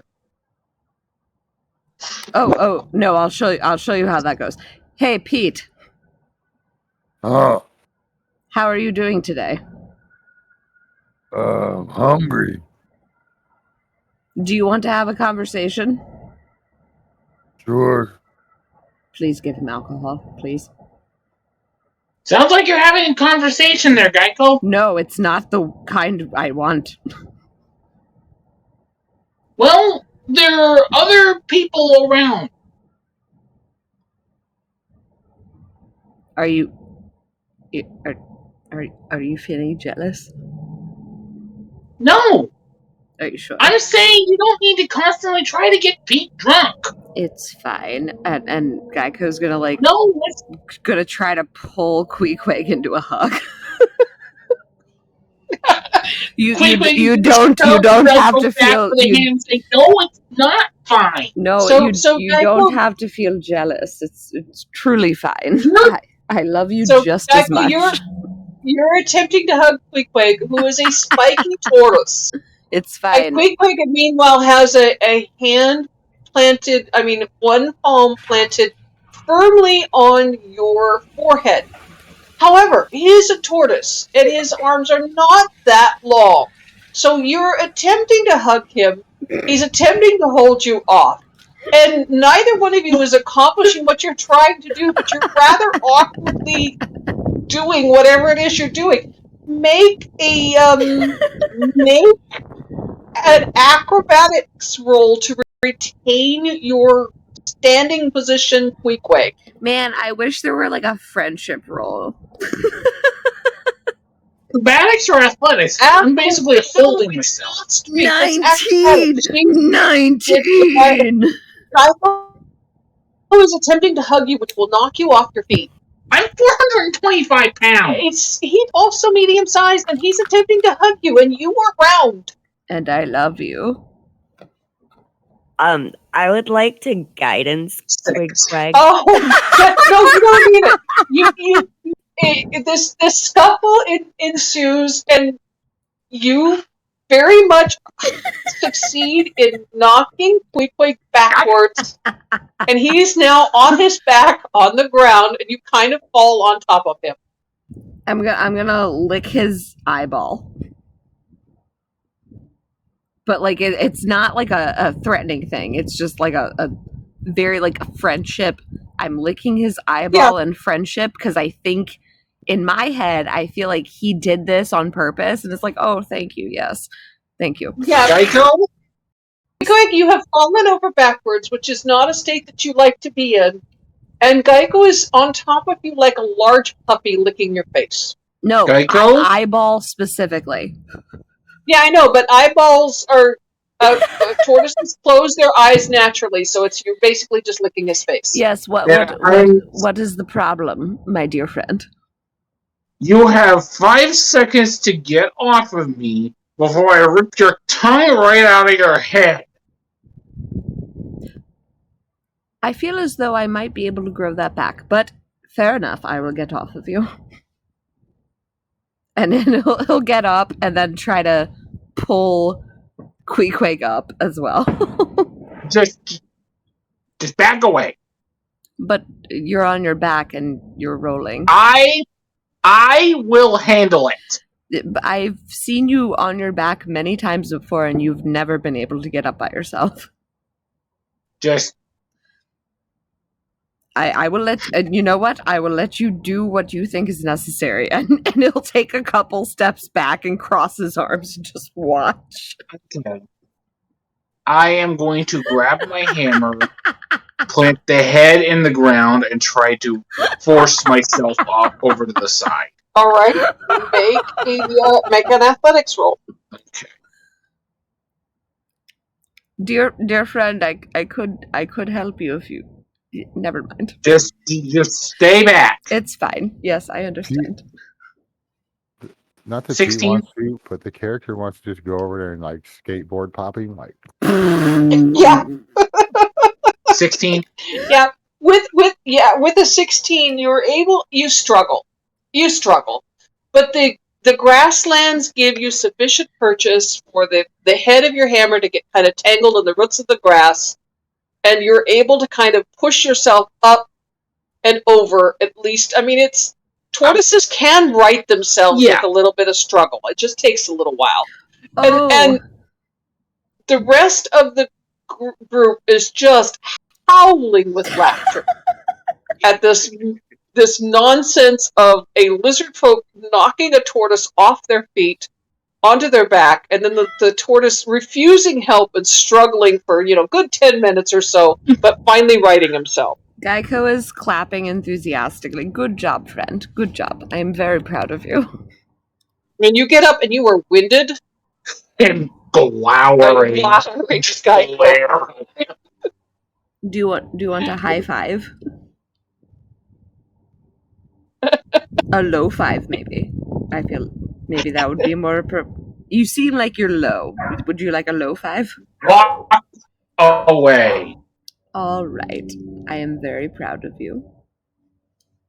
Just stop talking and walk away. Yeah, and Ao comes up behind you, Geico, slaps you on the back and says, yeah, no, it's probably better to leave the mad tortoise alone. Mad tortoise? He's just like a slightly annoyed turtle. She looks at you and says, yeah, do you know how barbarians work? Wait, he's a barbarian. He's my friend. He's also a barbarian. But he's like my When he gets best... mad, he gets stronger, gets more powerful, and he loses the ability to think. That's when our handshakes become unbearable. But mostly, he's just my friend. Yeah, well, right now, I don't think he feels very friendly. So why don't you come on over here and sit down, and we'll talk about what we saw today out on the plain.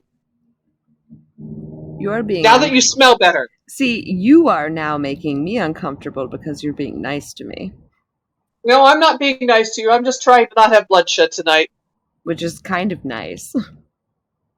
Yeah, so she's going to go ahead and escort you over to the fireside, and the two of you can tell the group about the moorbounders and the mammoths and what you saw out there on the plain, and that you ran into irongrass as well as the patches of the Aorwin.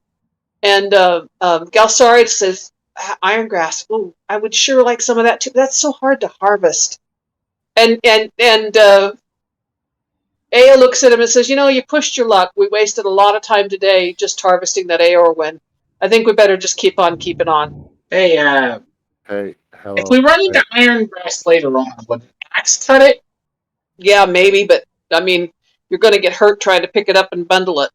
Why? Evie. What? Oh, sorry. What, Go dog? ahead, dog. Wait a second. We need to take a short break. Her computer died. Oh no. Oh, yeah, okay. She's got to reboot. Yep, Restart, 10 whatever. minutes.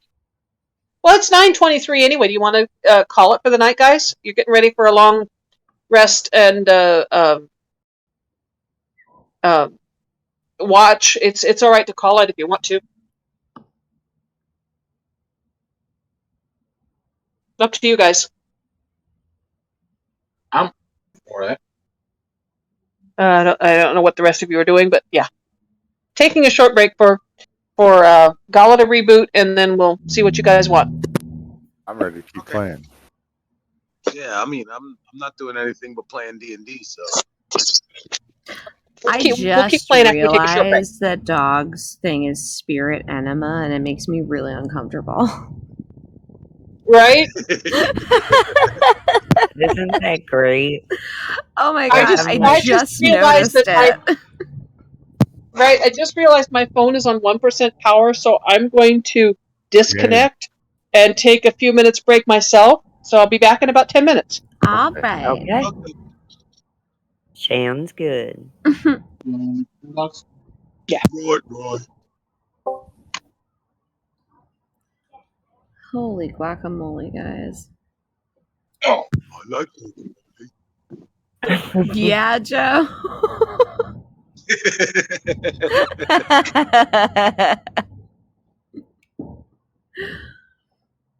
Yeah, I'm trying to vicariously live through every other character in order to give Steven a hug.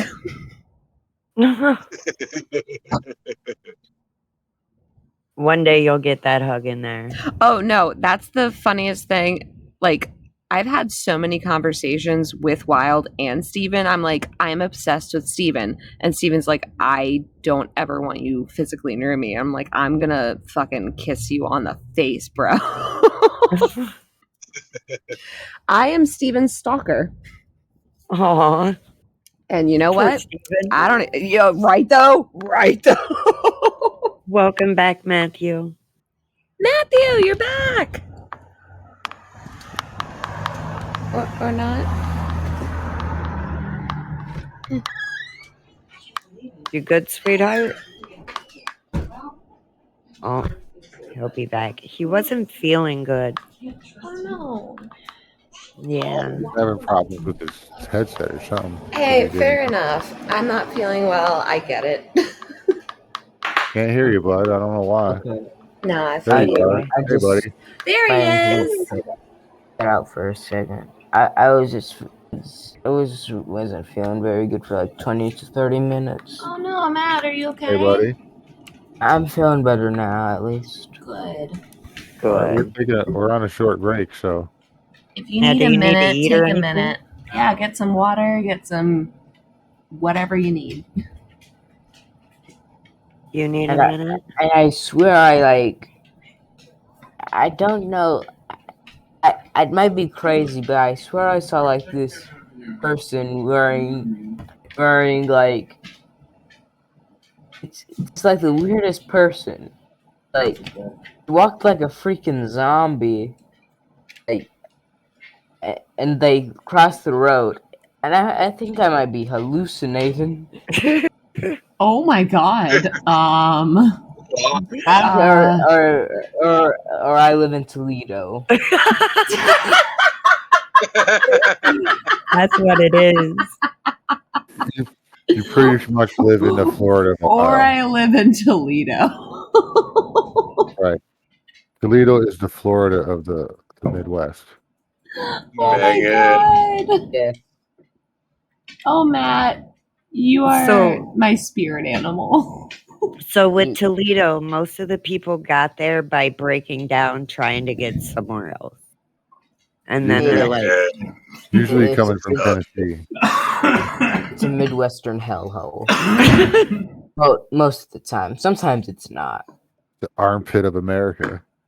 That's Yeah, New everybody Jersey. knows- That's Detroit. Yeah, it is. No, hey, it's hey, whoa, 100% New Jersey. But see, there you 110%. go, because all the rejects from Detroit moved to Toledo. Yeah. And all the rejects from Toledo moved to fucking Jersey. Actually, No, you're just Florida. born a reject in Jersey. Dude, that's not even a joke. Aren't you from Jersey, I know. Joe?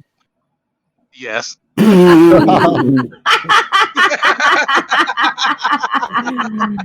Joe, I lived in Jersey for a year and a half. Oh yeah. And So you met my people. I met your environmentally shit people. Oh yes. Yes. Well, Hey, I lived hey. right across the bridge. So I lived in, oh God, it was like Spudville. It started with an S and ended with a Ville. No, Linda, don't get in the car. You get in the trunk. It was terrible. Oh, Like we lived right God, across the boy. bridge, and my asthma went fucking crazy. Oh, your Oh, asthma. yeah. Your asthma. Your asthma. It's always about your asthma. Especially Bobby? if you're anywhere near any type of city. I'm so sorry, Joe. I need to talk to my husband for a moment. Bobby, Will you just get you in the know trunk I so have you can go home? fucking lung issues. You can't just say asthma. It is asthma. You look like you got cupcake issues. You look like you're a cupcake. Are we done now? We should have been done years ago. We should have been done years ago. But no, the credits keep fucking rolling. And also, I still love you. I love you. Do me a favor, Linda. Yeah, Define love. it's a good deal. Right. I mean, You certainly didn't marry me for my looks. oh, absolutely not. I married you for your money and your huge dick. That's the pool boy. No. Oh. And your kid's in the room, too. Oh my Like this. God, little baby Matthew. I'm so sorry, honey. Mommy and Daddy do still love each other. Don't you dare pull me into this messed up, weird freaking skit that's been going on for several, possibly decades. Don't pull me into this. I have never Probably been like more some- shamed in my life. It's probably some weird curse thing. He said, don't pull me into your bullshit. Miss me with that I may be hallucinating weird zombie-like creatures out of my window crossing the street. I'm not that bad. Oh my God. Those are just the locals, buddy. Those are just the neighbors. Holy shit, Do Matthew! you I love see? Do so you much, see what man. you've done to our baby? He thinks he's hallucinating. Maybe he is. He He is probably just- is because you. What do you put in his porridge? Porridge. Orange? What is this? I'm sorry, What is this? I forgot to mention that we are absolutely raising our child in the South. What is this? Little house That's in a Chris. 3 days? No, if it were Little House on the Prairie, we would have named it Laura. Whoa. Oh, man, my jaws hurt from that one. Matthew, Yeah. you're missing a career in comedy, man. That's why your jaws hurt. Yeah, Dude, right. Matthew wins tonight. He wins the whole fucking night. He said, leave me out of your fucking skit. Matthew, I respect you, but I'm also, from this day forward, going to force you into our skits. Leave me out of your skit. Leave me out of that shit. Let me out of that shit! Leave me out of that shit. No! I'm just a little one. Bitch, I'll quit. Leave me out of that shit. You're drunk. Go home. Bobby, you're drunk. Go home. Oh, We are home, Linda. You're embarrassing yourself in front of all of our friends and in front of a child. I think the spectators would disagree with that. I think the spectators would totally agree with me that I am a very well-rounded Jewish woman and you're an asshole. Oh my God, Matt left and I was like, oh, we fucked up. You done fucked up. He straight up left for a second. I was like, oh, damn it. You guys, end your skit. Did you like have a heart attack? This is what happens when Wilde leaves us alone for more than 5 minutes. What the hell happened? Bob and Linda adopted Matt, and Matt has absolutely no desire to be adopted by these people. He's like, no, you leave me out of that skit. What did you ready to do now? Who adopted Matt? Bob and Linda. Oh, Bob and Linda. Yeah, oh. Bob and Linda tried to use Matt as their child, and Matt goes, leave me out of your fucking skit. I love you, Matthew. Thank you. You're welcome, sweetie. I swear, my dream is prophetic. Matthew is definitely going to get a book out of this at some point in time in his life. Oh my God, I literally just freaking choked. Gaming with Psychos. Welcome to the club, motherfuckers. How I learned how to play D&D and lost my sanity all at the same time. How fucked up is it? I literally learned how to play D&D from this group. Matthew too. You guys were my first long-term campaign, and you all taught me how to play D&D like a fucking psychopath. Same. We enabled you. Oh my God. You did this. This is. You know what, dog? When you said Enoch is a little bit much, you did this. You did this. You did this. I did this. Enoch's Matthew, a little what much is- because you let her be. What is the first sentence to your book? I can't spoil the book. Knowing you guys, you'd probably leak it. Oh my God! 100%. Fair. Only to CNN. And to our followers, I think that the first, if I was to guess, I would open it up and the first sentence would be these motherfuckers. Yeah.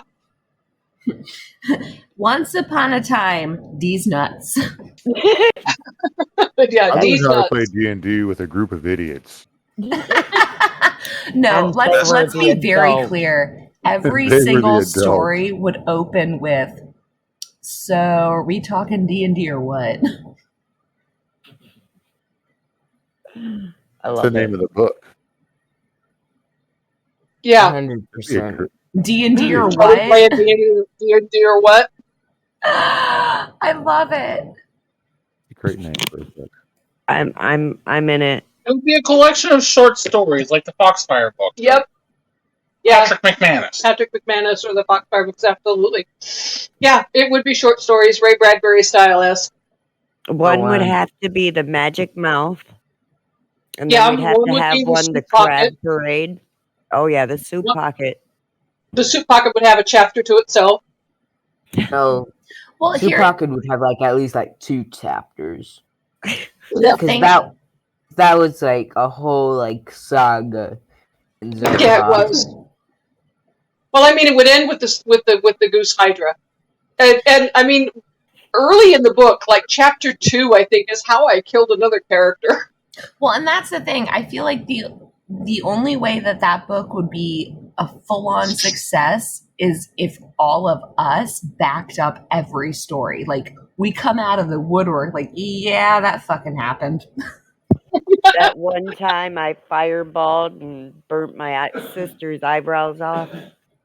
Yep. And killed a And then there was character. the midnight duel with the mud monster. Yep. Oh, or that And one time, two players decided that, well, not even decided, they rolled that they were pregnant and didn't tell fucking anyone until like 3 games later. What? I'm still mad at you guys for that. You dropped the fucking hammer. I'm like, yeah, Enoch, you're gonna be a godmother. I'm sorry, what? Who on earth do you actually think you fucking are? Hey, and there's no there's no centaurs or anything in Discworld yet. Yet. The only fey creatures there are in Discworld right now, as of right now, are Keeblers. the actual elves and naiads and dryads and satyrs. Yeah. Oh my god. I can't wait to read Matthew's chapter on and the McFeagle. Wait, his chapter on what? I killed Coot. Jesus. I killed Coot. That was a good time. That's just the chapter. Wait, that sounds wrong. That was casting Fireball for the first time was probably the best day of my life. So I'll be clear on that. That's the first sentence of the chapter. I killed like 8 cultists in like one spell. I burnt like someone's hand off. It was a good time. Let's all be clear on that. Aftermath and me not having Sculpt spell, that can be debated a little bit here and there. It was a pretty good time for everyone. I think that should be Are the you name sure of the it was book, a good Matthew. time for everyone? Oh, yes. We were laughing our asses off. I We need to get you into Discworld, Matt.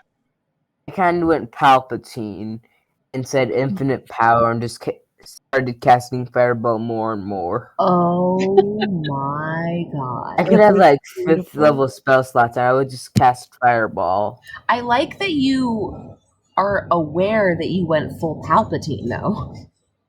I mean, he was a kobold wizard. Of course, he went full Palpatine. He was raised in the caves. Oh my god. He didn't have no manners. He was a red kobold. Of course, he went full Palpatine. And No, technically, wait a minute. Blitz was blue. he rather played it perfectly because technically he was the kobold shaman's son, who would have been very entitled anyway. Oh yeah. I mean, to be fair, is it the? Yeah, it's the nighttime. By the cards, he's a red Aarakocra, right? Yeah, red Aarakocra, huh? Yeah, and literally my character spent the first 20 minutes of meeting him being like, "You are beautiful. Can I touch you?" And he's like, "Yeah, fine, whatever." Yeah, we need to get you into Discworld, man. Except he needs to be in the Discworld with Earmuffs. Karma and not Enoch. With earmuffs. With all of the fucking kid gloves. Yeah, Discworld's a little bit R-rated for him. It's like NC-17. He's not allowed. Yeah. How old is he? It's borderline and pretty much triple R at least. Yeah, several. Yeah, well, that's what I It gets mean. there. Like he would be I'd good in the Karma version of Discworld. I'd say it's rated R. Yeah. On the regular. Yeah, on the regular. Is there a reason you're jabbing him up? Oh my god, is it R for like we're regularly fucked up? Oh yeah. That's true. Yeah, it's RF. It's RF. It's RF. Regularly fucked up. Regularly effed up, motherfucker. Yeah, turning your party member to a naked midget while he's dead drunk. Oh, Brilliant idea. While you guys And were covered in gone, vomit. I kind of gave a little bit of a description as to like where I'm at in terms of stalking Steven. Okay. It's uncomfortable at this point. Aw. Speaking of stalking, are we playing? We're playing D&D or what? Oh So, my you've God. had your evening meal. You've made your campsite. It's the first time making it, so it's a little bit rough. Takes a little bit of time, but you easily are able to sort out the sleeping arrangements. There are, as I said, 4 tents, which will each sleep up to 4 people.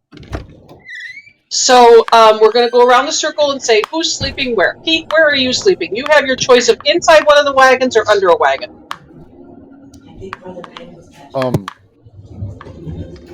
Pete doesn't really need to be covered with anything. He's used to sleeping under the sky.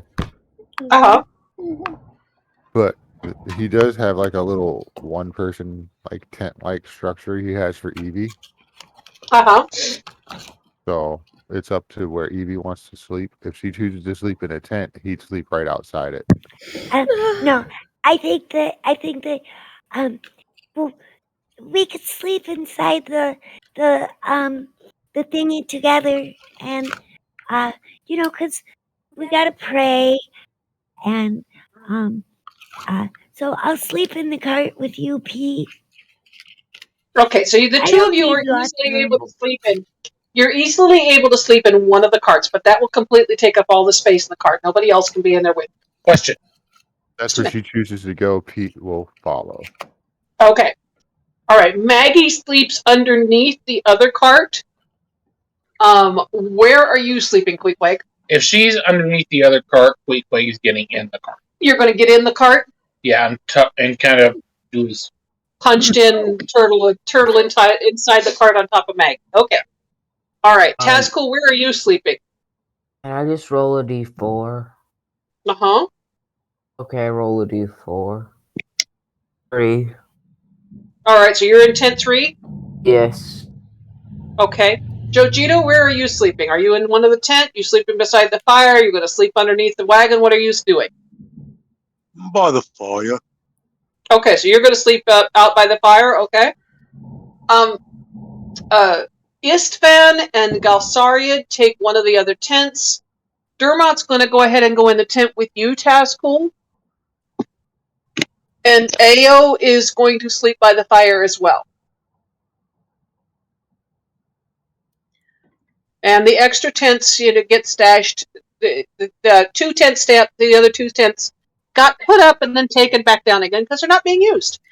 I do have to ask, Joe, is Jojito okay with Geico literally curling his entire body around Jojito because he's next to the fire and that's where Geico usually sleeps? Right. Works for me. Okay, so Jojito and Geico are this weird sort of tangled mess of Lizard and Goliath, and Ao looks at you guys and says, okay, whatever works, and beds down on the other side of the fire. Who's taking the first watch out of your group? I would like... Oh, sorry.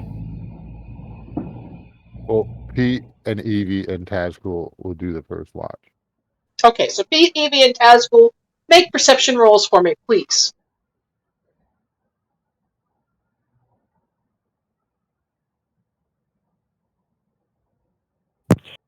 $19. Nice. 19, okay. Nice. 19 for Pete, beautiful. Oh. 7. And 7 from Tazkul.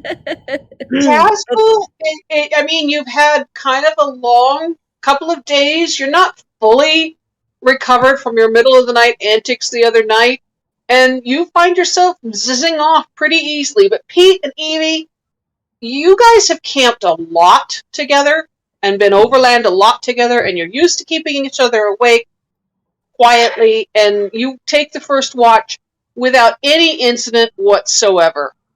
As He sees Tazcool kind of slumped over, so he's gonna make him a little like wad of moss, like a little pillow, tuck it Okay. under his head.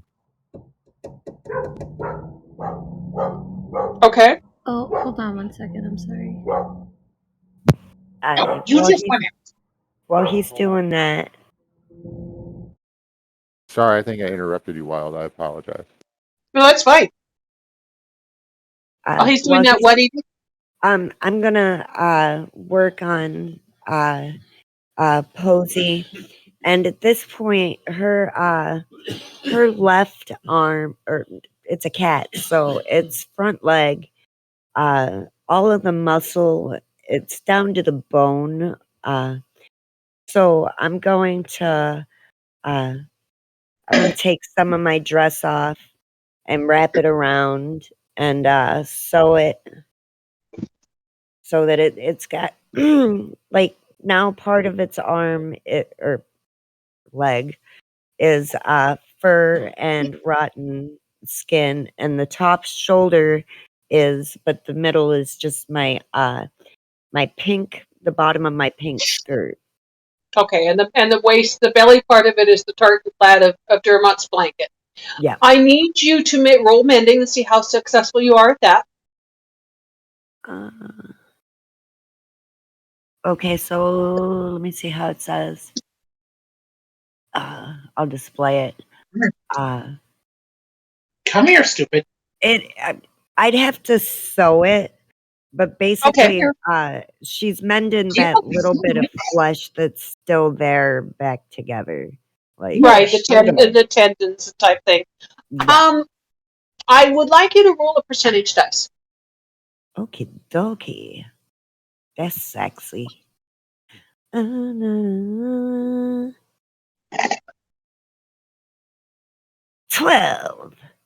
Yeah, you're not really successful at that mend, and after a few minutes after you go ahead and retire, having completed your watch, and you're curling up in the wagon, and Posey is kind of trying to curl up next to you, you notice that that shoulder is once again absolutely coming apart. Oh man. And I need you to make a religion check.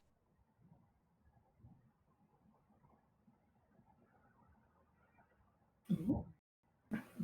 13. You feel in the back of your head a cawing or croaking sound. It's like the croak of a raven, which doesn't make any sense because it's the middle of the night.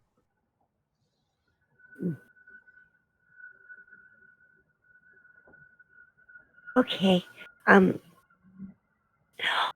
Pete, I just had a thought. It's bedtime, right? Let's wash our teeth real quick. Okay. Are you ready to pray? Okay. Okay. Okay. Okay, so I get down on my knees, where the driver sits, and all things end. And All things die, they die. and so the world turns, It turns. as it always has. It did. Death is the one truth we must all embrace. That is truth. Amen. And as you say that, you very definitely hear that croaking sound in the back of your head again.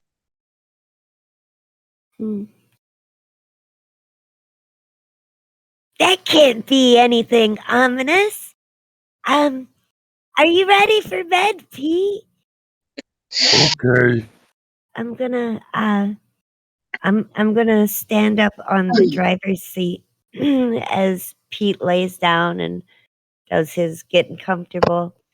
And I'm holding Posey, and I'm gonna give her a kiss. And, I don't know how much more we can fix your leg. How about the next squirrel that we get? You could have his leg. Maybe Make a not religion check. squirrel leg. Holy Jesus. Maybe not a squirrel leg. Maybe, maybe a rabbit leg. 16. Make another religion check. 16. Jesus. The croaking sound is getting a little bit more ominous in the back of your mind as you're talking about preserving this cat's unnatural, lifelike existence even more.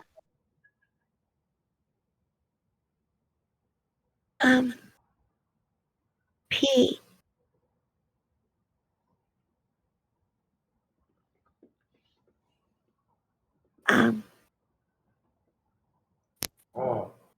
I think Posey's sick.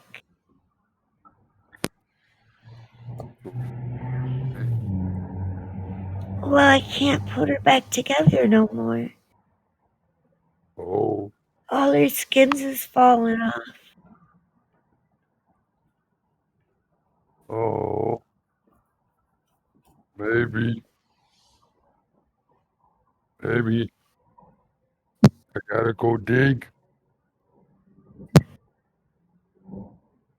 Not tonight.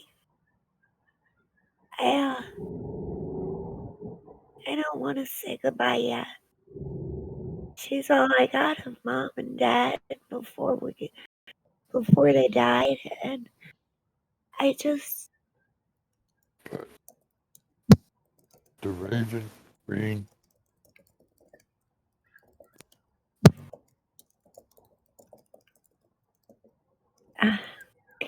Pete. I'll do it, Evie. Pete, I think you're right. I think that It's okay. death Come. death is the one truth that we must all embrace. And she's gonna look down at the kitten, and she's gonna lean into Pete, and she's gonna look up, and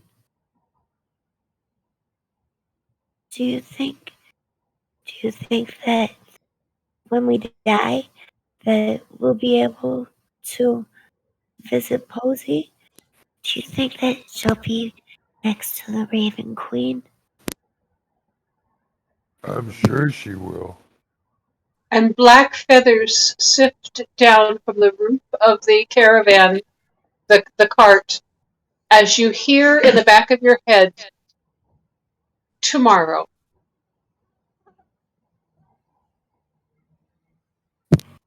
If Pete here too.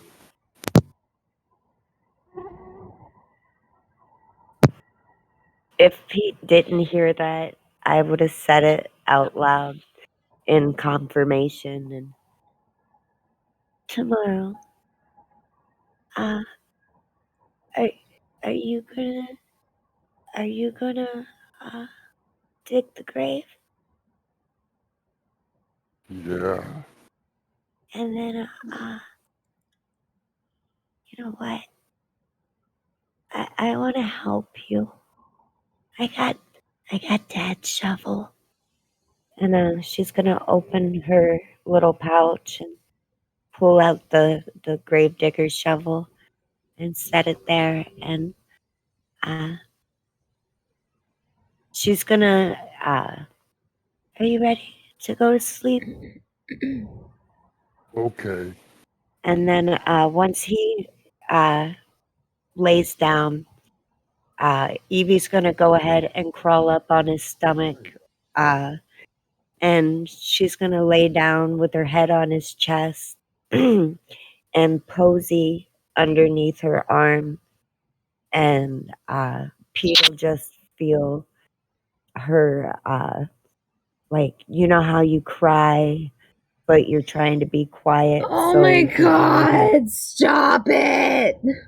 and he just feels a wetness where her eyes are. Is it the end of their watch? And then- yeah, the Raven Queen eventually gives you peace with the acceptance of the fact that as you have prayed every night, all things die and all things end, and this is the way it is supposed to be. And you sleep knowing that a sadness is coming, but it is a peaceful acceptance.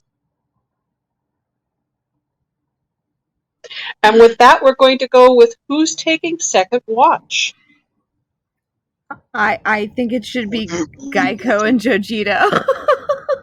Okay, so Geico and Jojito, your second watch, along with Istvan, the human rogue.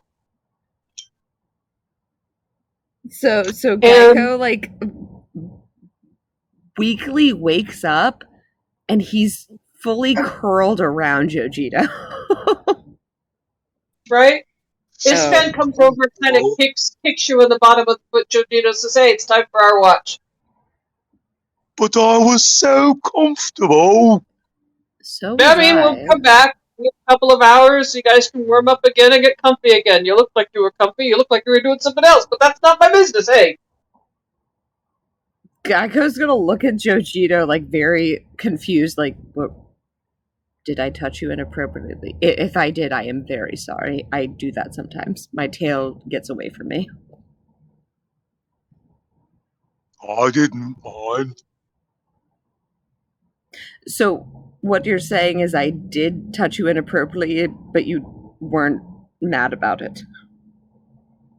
Well, define inappropriate. I don't want to. All right. So with that, the three of you having your somewhat inappropriate conversation, make your way up to the raised knoll at the top of the camping area, and I need you to roll perception as you discuss what inappropriate is and isn't. I mean, if my tail touched you in a way that you didn't appreciate, then I will apologize. Oh yeah, no, none of that. I liked it all. See, now the question is, did my tail touch you? And you know what?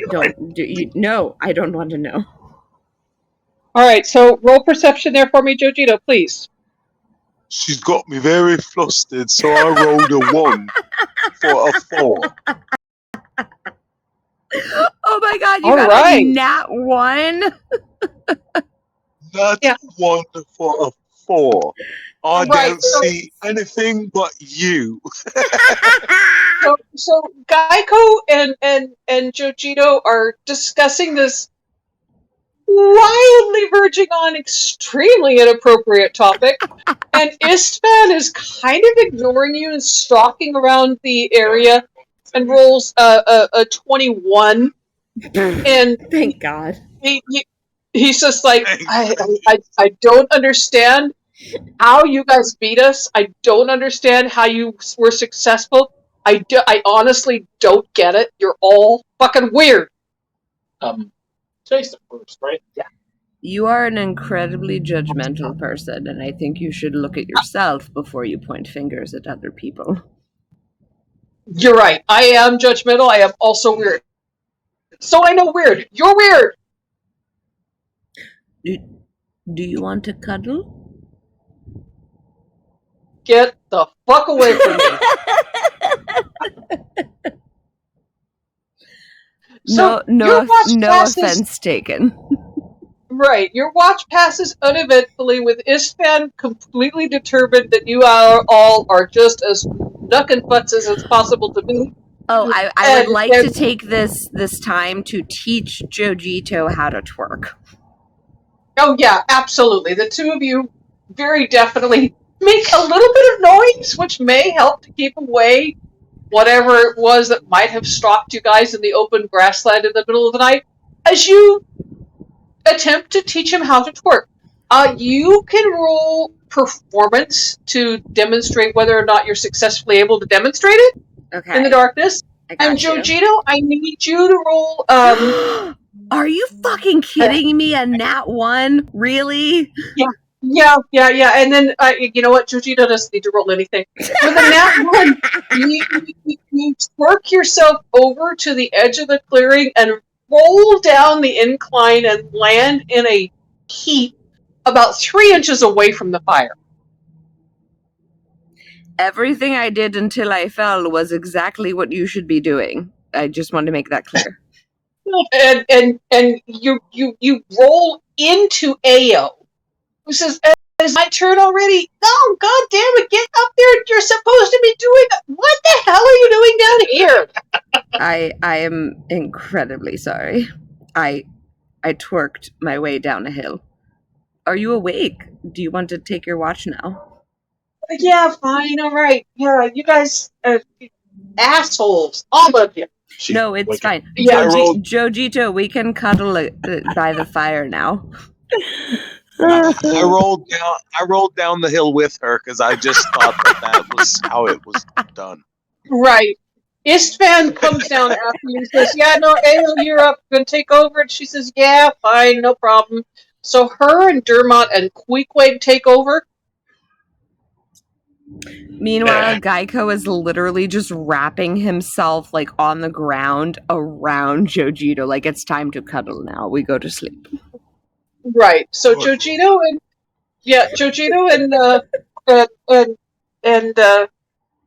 Geico are ensconced by the fire in their awkward sort of cuddle. Istvan staggers back to his tent, muttering about weirdos. Ao and Dermot hike up to the top of the hill, waiting for you, Queequeg. Queequeg is kind of bleary-eyed. He's had 4 hours of sleep. Is there a decent-sized piece of wood nearby? And you're in grassland. I mean, you could look around for twigs and stuff on the ground, but there's not a lot of wood. Okay, never mind. There is some fire. The fire.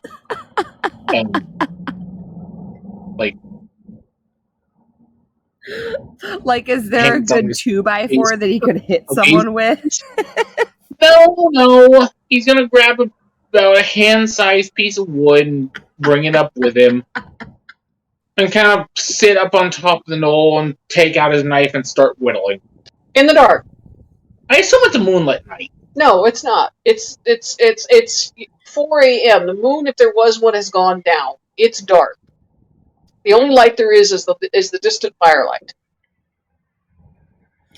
And at your feet is a Geico wrapped around a Jojito. No, we're up on the knoll. He's done stuff like that on night watches and shit. Okay, so you've done this on the night watch. You attempt to do this. I need you to go ahead and make a performance roll, please. At disadvantage, because it's dark. Hold on. Oh, sleight of hand? No, performance. This is an art. Carving is an art. With this... Yeah, it's still an art. Okay. Trust me on this. Personally, I think it's better on sleight of hand than... I mean, if you were attempting Geico awake, he'll give you, bardic inspiration. If you were attempting to do something for a tool, carve a bit of wood to work to help repair something, yes, maybe sleight of hand, but this is just carving for art's sake.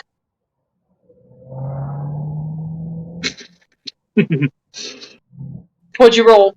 19 with disadvantage. Nice. Okay, so you're easily able to carve out, a small, rough kind of a netsuke that is vaguely shaped like sea serpent. No, Geico in mammoth form. No, he must have forget. Well, you started out with a sea serpent, but that's kind of Geico's tail in the midsection as he was in mammoth form. And as you're working along towards the fatter end of the wood, the head of it naturally looks a little bit like Geico's mammoth head, and you find yourself creating this thing that's kind of a combination of a sea serpent and Geico in mammoth form. Can I roll insight to see how sexy the carving is? No, you're down by the fire.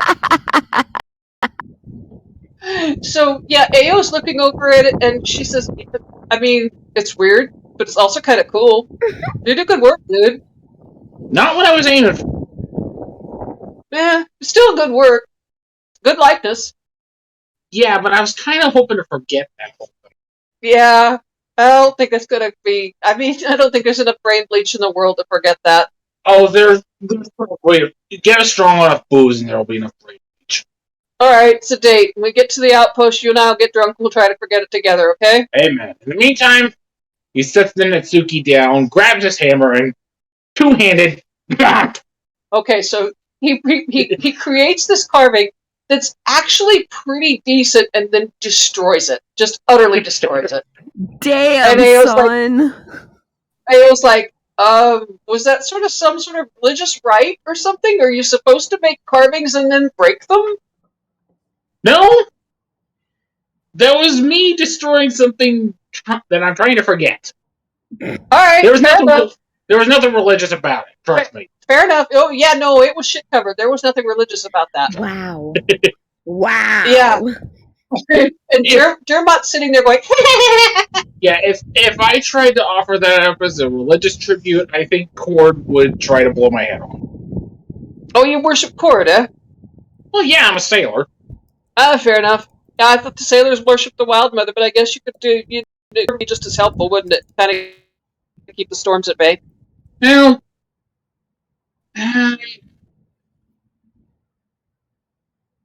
not that he keeps them at bay. It's just it's more that I feel like he gives us the strength to get through the storm. I hear that. All right. I mean, it's a decent observation. I like that. The way I see it, the storm is kind of a test of ourselves and a test of our crew. Faith in our crews, faith in our ship. Yep, and Dermot's going to say, well, I mean, it's all part of walking in the light, isn't it? Yeah. And Ao looks at him and says, no, don't start that again. I mean, we're having a decent discussion about storm gods. Don't bring that light shit into it. He says, no, may the Luxon forgive you. And I need perception roll from you. Okay.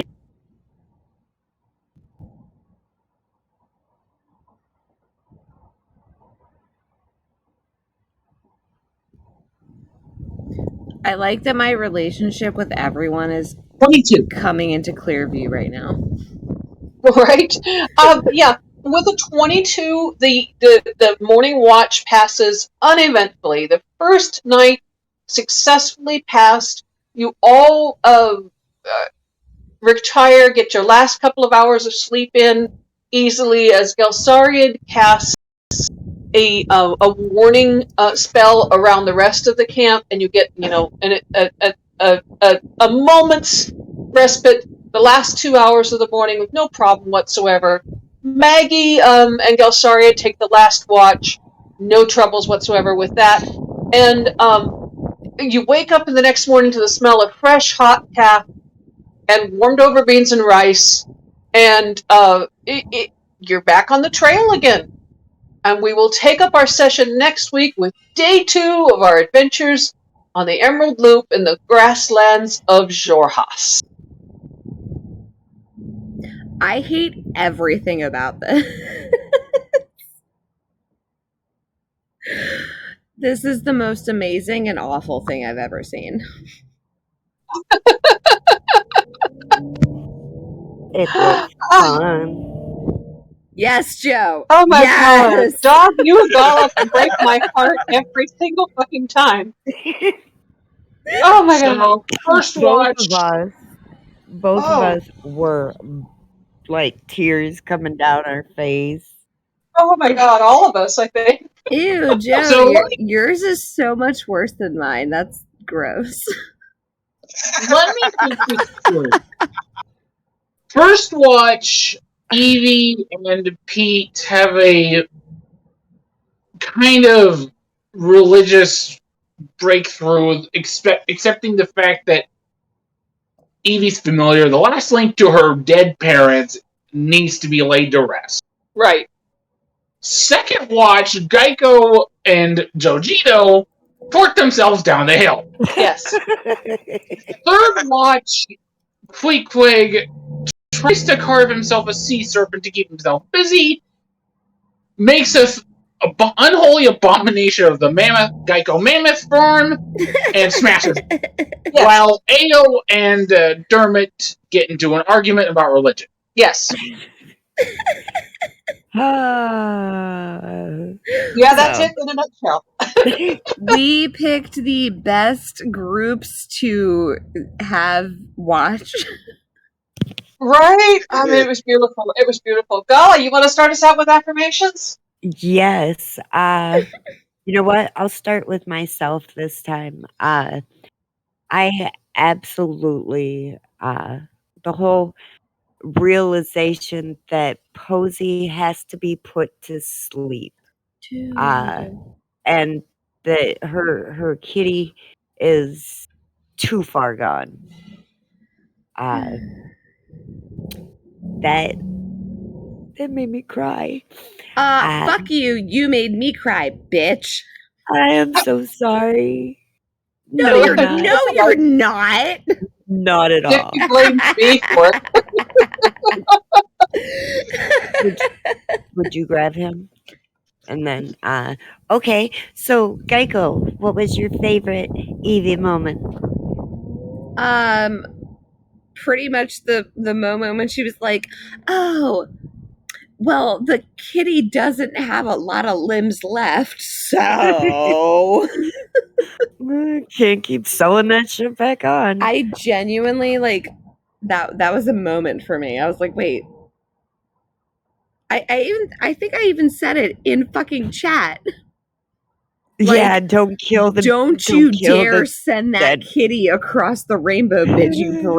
You bitch! Yeah, I'm like, oh my god, I can't believe where I'm you got crying me, over an imaginary you cat. horrible woman. How about Which you, one of us is the Jojito? horrible woman, her or me? Both of you, because you let her do it. Jojito?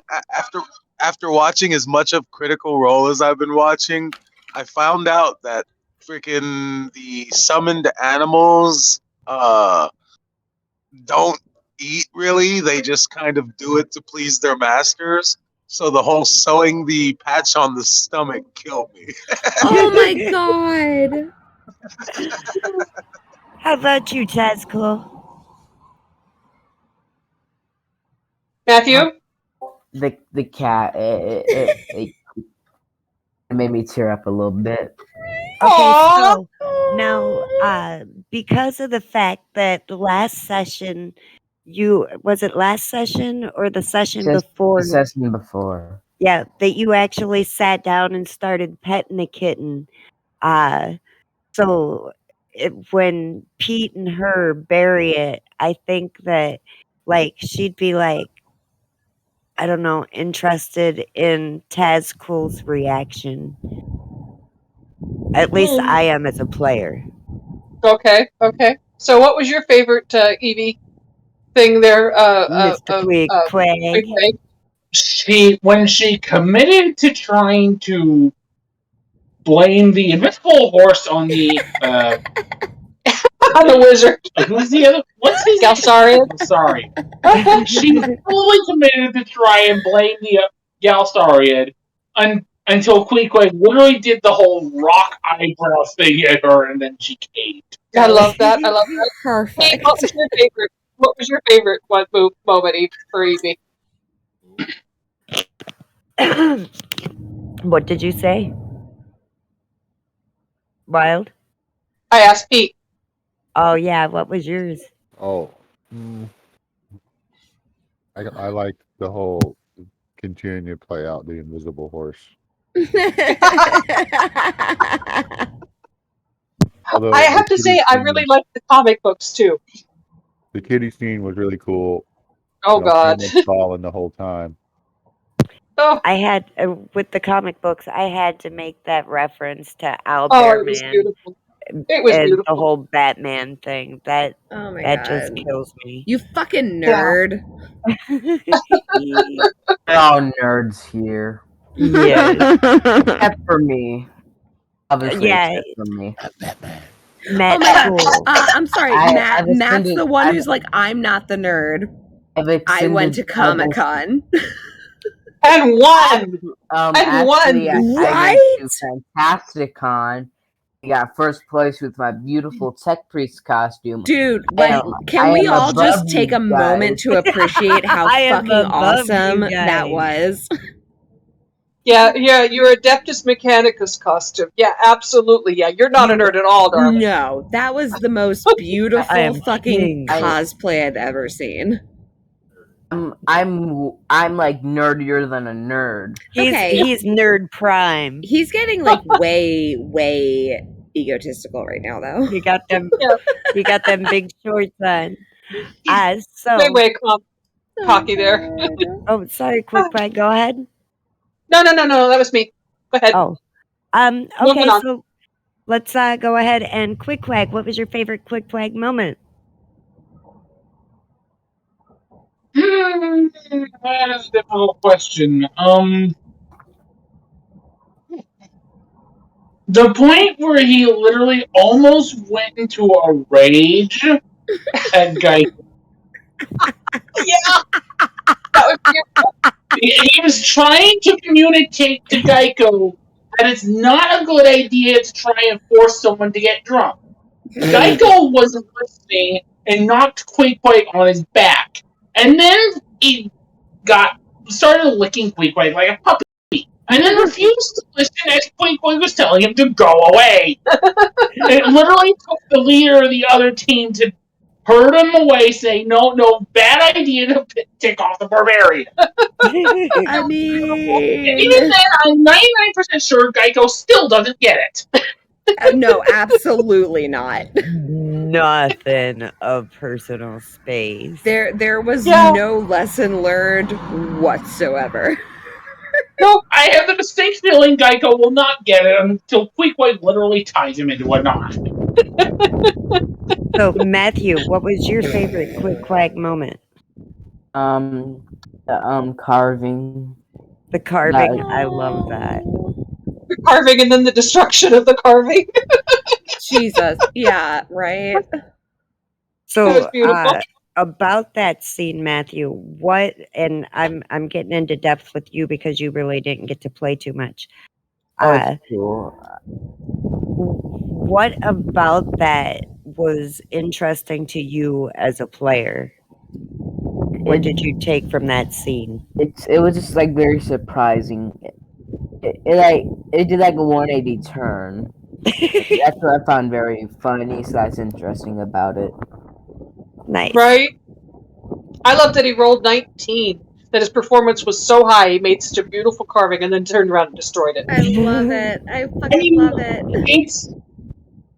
It was Queequeg earlier mentioned that the whole thing was a travesty.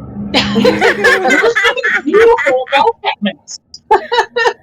Oh my god. Dude, what about you? He was trying to make a majestic sea serpent, and then he went to Geico as a stinking mammoth. Alright, Pete. As far as he's concerned, the entire thing was ruined. He's subconsciously in love with her. No. Yes! Yes! I'm going to say right now, Queequeg does not do romance at all. Oh, I know this. Which is why I am so in love with Steven all the goddamn time. Queequeg 0 ace. I love it when Queequeg's on his back, man. It is beautiful. I looked at Corey and I was like, yeah, we're going to get to use the expandable 10-foot pole.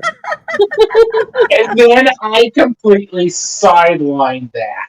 Oh, I love that. I loved it. That was my Beautiful. favorite part, was that you was able to write yourself. Jojito, how about you? What was your favorite Quick Quag moment? That was mine too. The bound and determined look. I'm just getting up, dang it. Yeah, I was about to say, I may be on my back, but I still have my damn pride. He was not losing it, no matter the cost. Miss Sticky, what was yours? Oh, that was mine. Was Geico being like, "You're on your back.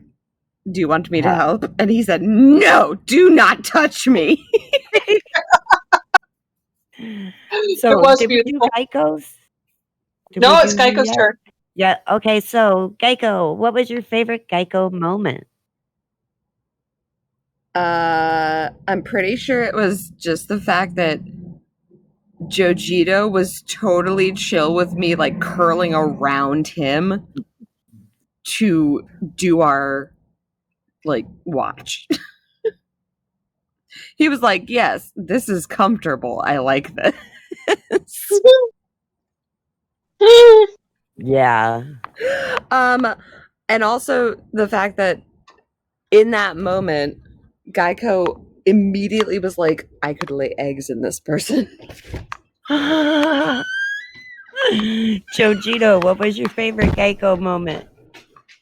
I don't know, but I'm starting to feel like Bishop from Aliens. I mean, that is not inaccurate. Let me be very clear with you right now.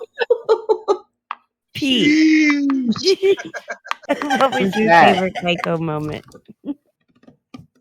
I don't know if it's a moment or a favorite. Oh no! It is a thing that Geico has zero boundaries. Yeah. None at all. None whatsoever. He doesn't understand boundaries. Tazcool, what was your favorite Geico moment? The freaking carriage / cart scene. That chaotic mess. The what? What scene? The Cart. Oh yeah. Wagon / cart. I liked the interaction. Not even the interaction. I liked when Geico Invisible put that rope around his tooth so that he could feel everything. And then just kept going, ow, that's my tooth. Ow, my tooth. That was beautiful. Great. I mean, he wasn't. Yeah, Tazcool getting stuck and then Geico getting stuck in the wagon and then dropping the reins. That was gorgeous. Oh, My God. favorite was the mammoth incident. Oh, yeah, the mammoth shit. The entirety of the mammoth incident. The mammoth incident. I love that. The incident with the mammoths. Oh god. I This have trip's this gonna thing take half feeling a like year. he's going to treat that whole thing like Calvin treats the noodle incident. Oh my god. We do not speak of the mammoth incident. Jojito, what was your favorite Jojito moment today? Driving for the first time. I like that you were just like, yeah, okay, well, I'm gonna get up. That guy just fucked off. So I guess this is up to me. Yeah, that was beautiful. Yeah. Dermot fucked off, so Jojito took over, and that was beautiful. I love that. Geico, what was your favorite Jojito moment? Oh, I mean, I think we did that one, didn't we? No. I feel like it's very selfless. I got to cuddle with a Goliath next to the fire, and he let me curl my entire body around him, and he's like, "Yes, that's fine." Pete, what was your favorite Jojito moment?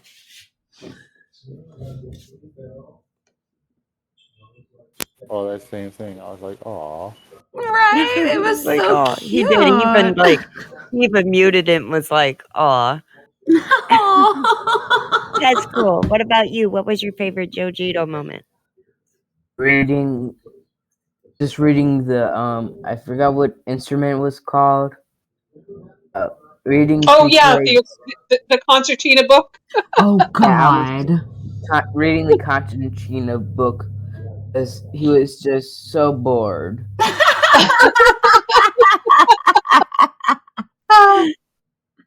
Quick, Quickly what was your favorite subsided when he Jojito? jumped out of the driver's. Yeah. I could see him Quick, just what was your spouting off favorite like Jojito random moment? concertina facts Yeah. out of nowhere. Yeah. My favorite Jojito moment? Twerking down the hill. Twerking down the hill. Being so committed to Yeah. learning how to twerk that he twerked down the hill. I love that he threw himself down. Right? That was beautiful. It was just beautiful. I think it's man. Pete's turn. It's Pete's What turn, I is think. your favorite Pete moment? Although twerking, the twerking is so distasteful. That part was hilarious. It was. The fact that he threw himself down the hill because he thought that's how it was done. Yes. Yeah. You know, the guy It's could be like, beautiful. "Hey, Joe, you want to twerk?" And he'd be like, "But we ain't got a hill." And also eating Geico. Like, I love you, Geico. I love you, Geico. I love you, Geico. That was That's cool. so disturbing. It was so beautiful. That's cool. What was your favorite Jojito? I already told you it was reading the book. Wait, no. Okay, Yeah, that's no, right.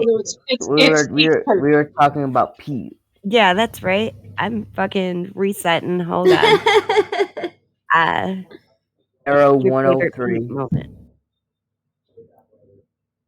Mine. Yeah, we'll do you since you're on. Can you come back to me? I don't really know. I'm sorry. Sure can, honey. But we're down to Pete and Tazcool, so everybody else's favorite Tazcool moment? And then we'll come back around to Tazcool? It's on Pete. So Okay. Pete, what was your favorite Pete moment? I'll get my brain right. Yeah. My favorite Pete moment is just being Pete. I love Pete. I love Pete so much. So for me, my favorite Pete moment was talking about the cat and him being okay. Well, I'll dig the hole. So like he might not have the articulation, but his grasp of death and the shoulder to cry on is. Yeah, he absolutely understands. I love that. Yeah. That was definitely both my favorite Pete and Evie moments were when they were talking about the cats. Well, the cat. Yeah. That was my favorite Pete moment too. He just calmly reassured Evie that it's okay, it's time to let her go. Right. And it means that I was Pete mad. understands the I was players. genuinely mad at you guys for doing that. I think you posted that no gift. There was nothing planned on that, really. Well, We just- how dare you take away like the cutest animal pet that we fucking have? Well, we have to stick to canon, though. Technically, the kitten, although followers of the Raven Queen can have undead or use undead, so to speak, and can make undead, they're abominations to the belief. So the undead they make should be someone that deserves to be undead for a spell of time. Wait, can I very quickly just my favorite Evie moment was when she took the feather out of her like outfit, I guess. I don't know where she took it from. Her pauldrons are raven feathers. Yeah, that was my favorite for Evie. Yeah. And Pete, my favorite was when he was just like, "It's okay, Evie, we can let the kitten go." Right. Yeah, I feel same. bad telling Tazcool, like, hey, So in the morning, the cat's gonna die. Oh my god! We might have to, Oh man, do we even have to Matt. spell magic? Because we gotta make sure that we kill it. Because if we don't kill it, it's gonna get a brain of its own and go kill people. Because zombies just don't fall down; they're still under a spell. Oh dear. So Trust your DM. The wizard has to spell magic. Trust your DM. yeah, okay. 'Cause I was about to say we're gonna have some zombie kittens running around, and then there's gonna be some other stuff. So We've handled crazier stuff. Like the right? Hydra Goose. Hydra Goose is and the Purple Worm are the two craziest things we've handled. We can handle an army of zombie kittens. Actually, Pete does have the spell magic. Oh, nice. I just So checked. who else do we have to ask for yours? Jojito? Did you answer for Taskful. Pete? Mine is Pete's uber love for freaking Evie, man. Well, I got this little tent. If she wants to sleep in that, I'm right outside, and if she doesn't, I'm right outside whatever tent she sleeps. Yeah, it's beautiful. And you didn't ask Queequeg, I don't think. Nope. Yep. It's Tazcool and Queequeg left, and then we do Tazcool, and then we done. My brain fried. I already did my. So Queequeg did his Pete moment, so it's Tazcool. I really like how he handled burying the kitten. As a player, I can't do that, so I would freeze up, to be honest. Well, I've seen you take some pretty heavy role playing. So I'm not very good at roleplay, to be honest. you're getting better, man. Each of your characters are False! fantastic. Fucking false! You are amazing at roleplay. Who the fuck do you think you are talking about yourself like that? Freeze up way too much. We all do, He Matthew. excels at the role play for combat, but it's the in between stuff that he might have a I'm sorry.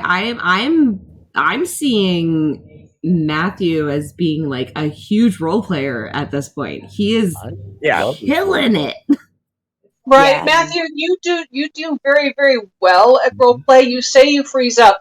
You don't freeze up. You just require a little bit of time to develop it. But if we stop trying to roll over the top of you and allow you the time to do what you're going to do, my fucking God, you knock it out of the park every time. Oh my God, you are the scariest person I have ever roleplayed with.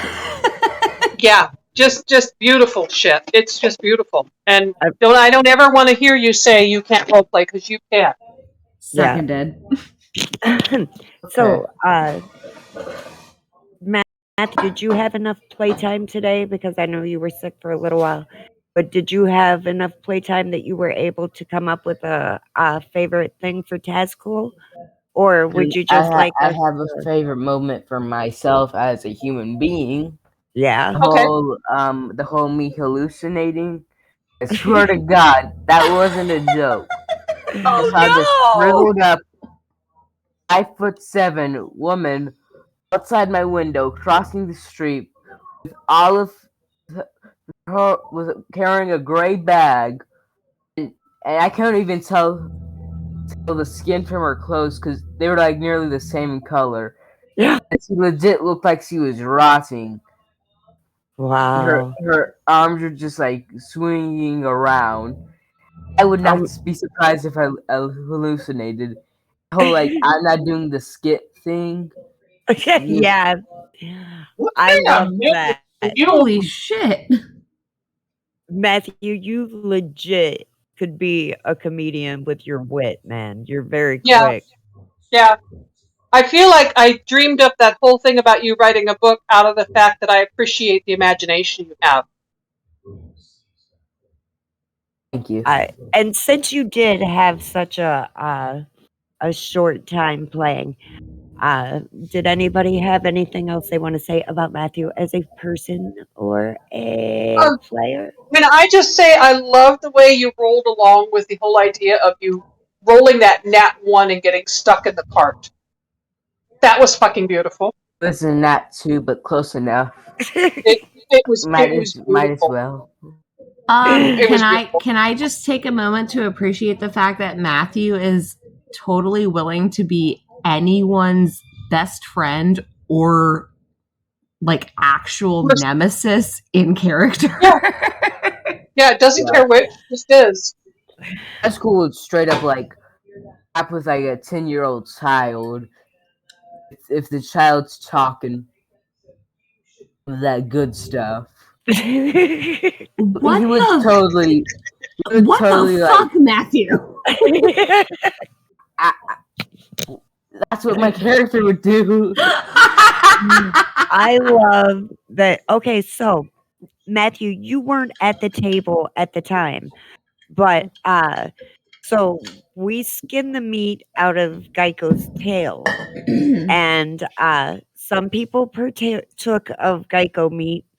Would Tazcool have ate Geico's inner tail meat? Geico was not happy about people eating his tail meat, by the way. Geico didn't know about it till it was already done. At the time, he didn't know. He walked in on people eating his fucking tail, and he was like, "I'm sorry, what the fuck?" Well, that's kind of hypocritical, isn't it? Okay, Wait, wow, Matthew. I thought we were friends, man. So would Tasco, would you have participated in consuming the tail meat? No, I don't think so.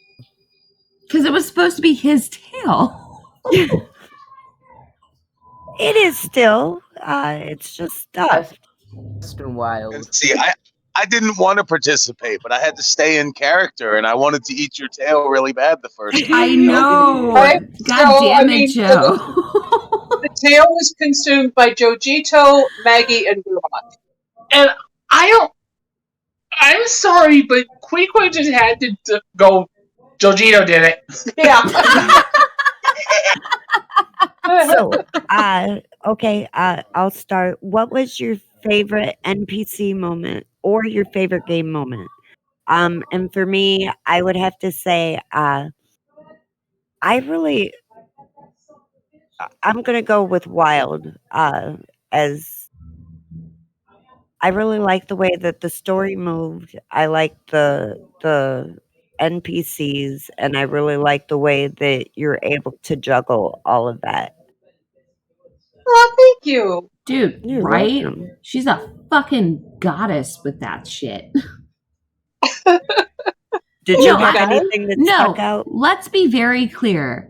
She had over 6 NPCs that are active in our campaign, and she plays them like nobody's fucking business.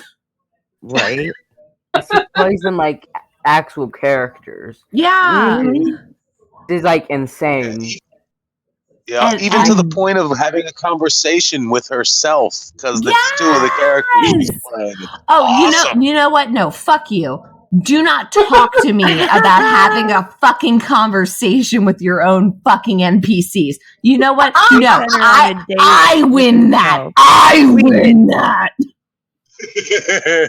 Fuck all of you. You guys made me play 30 minutes with myself.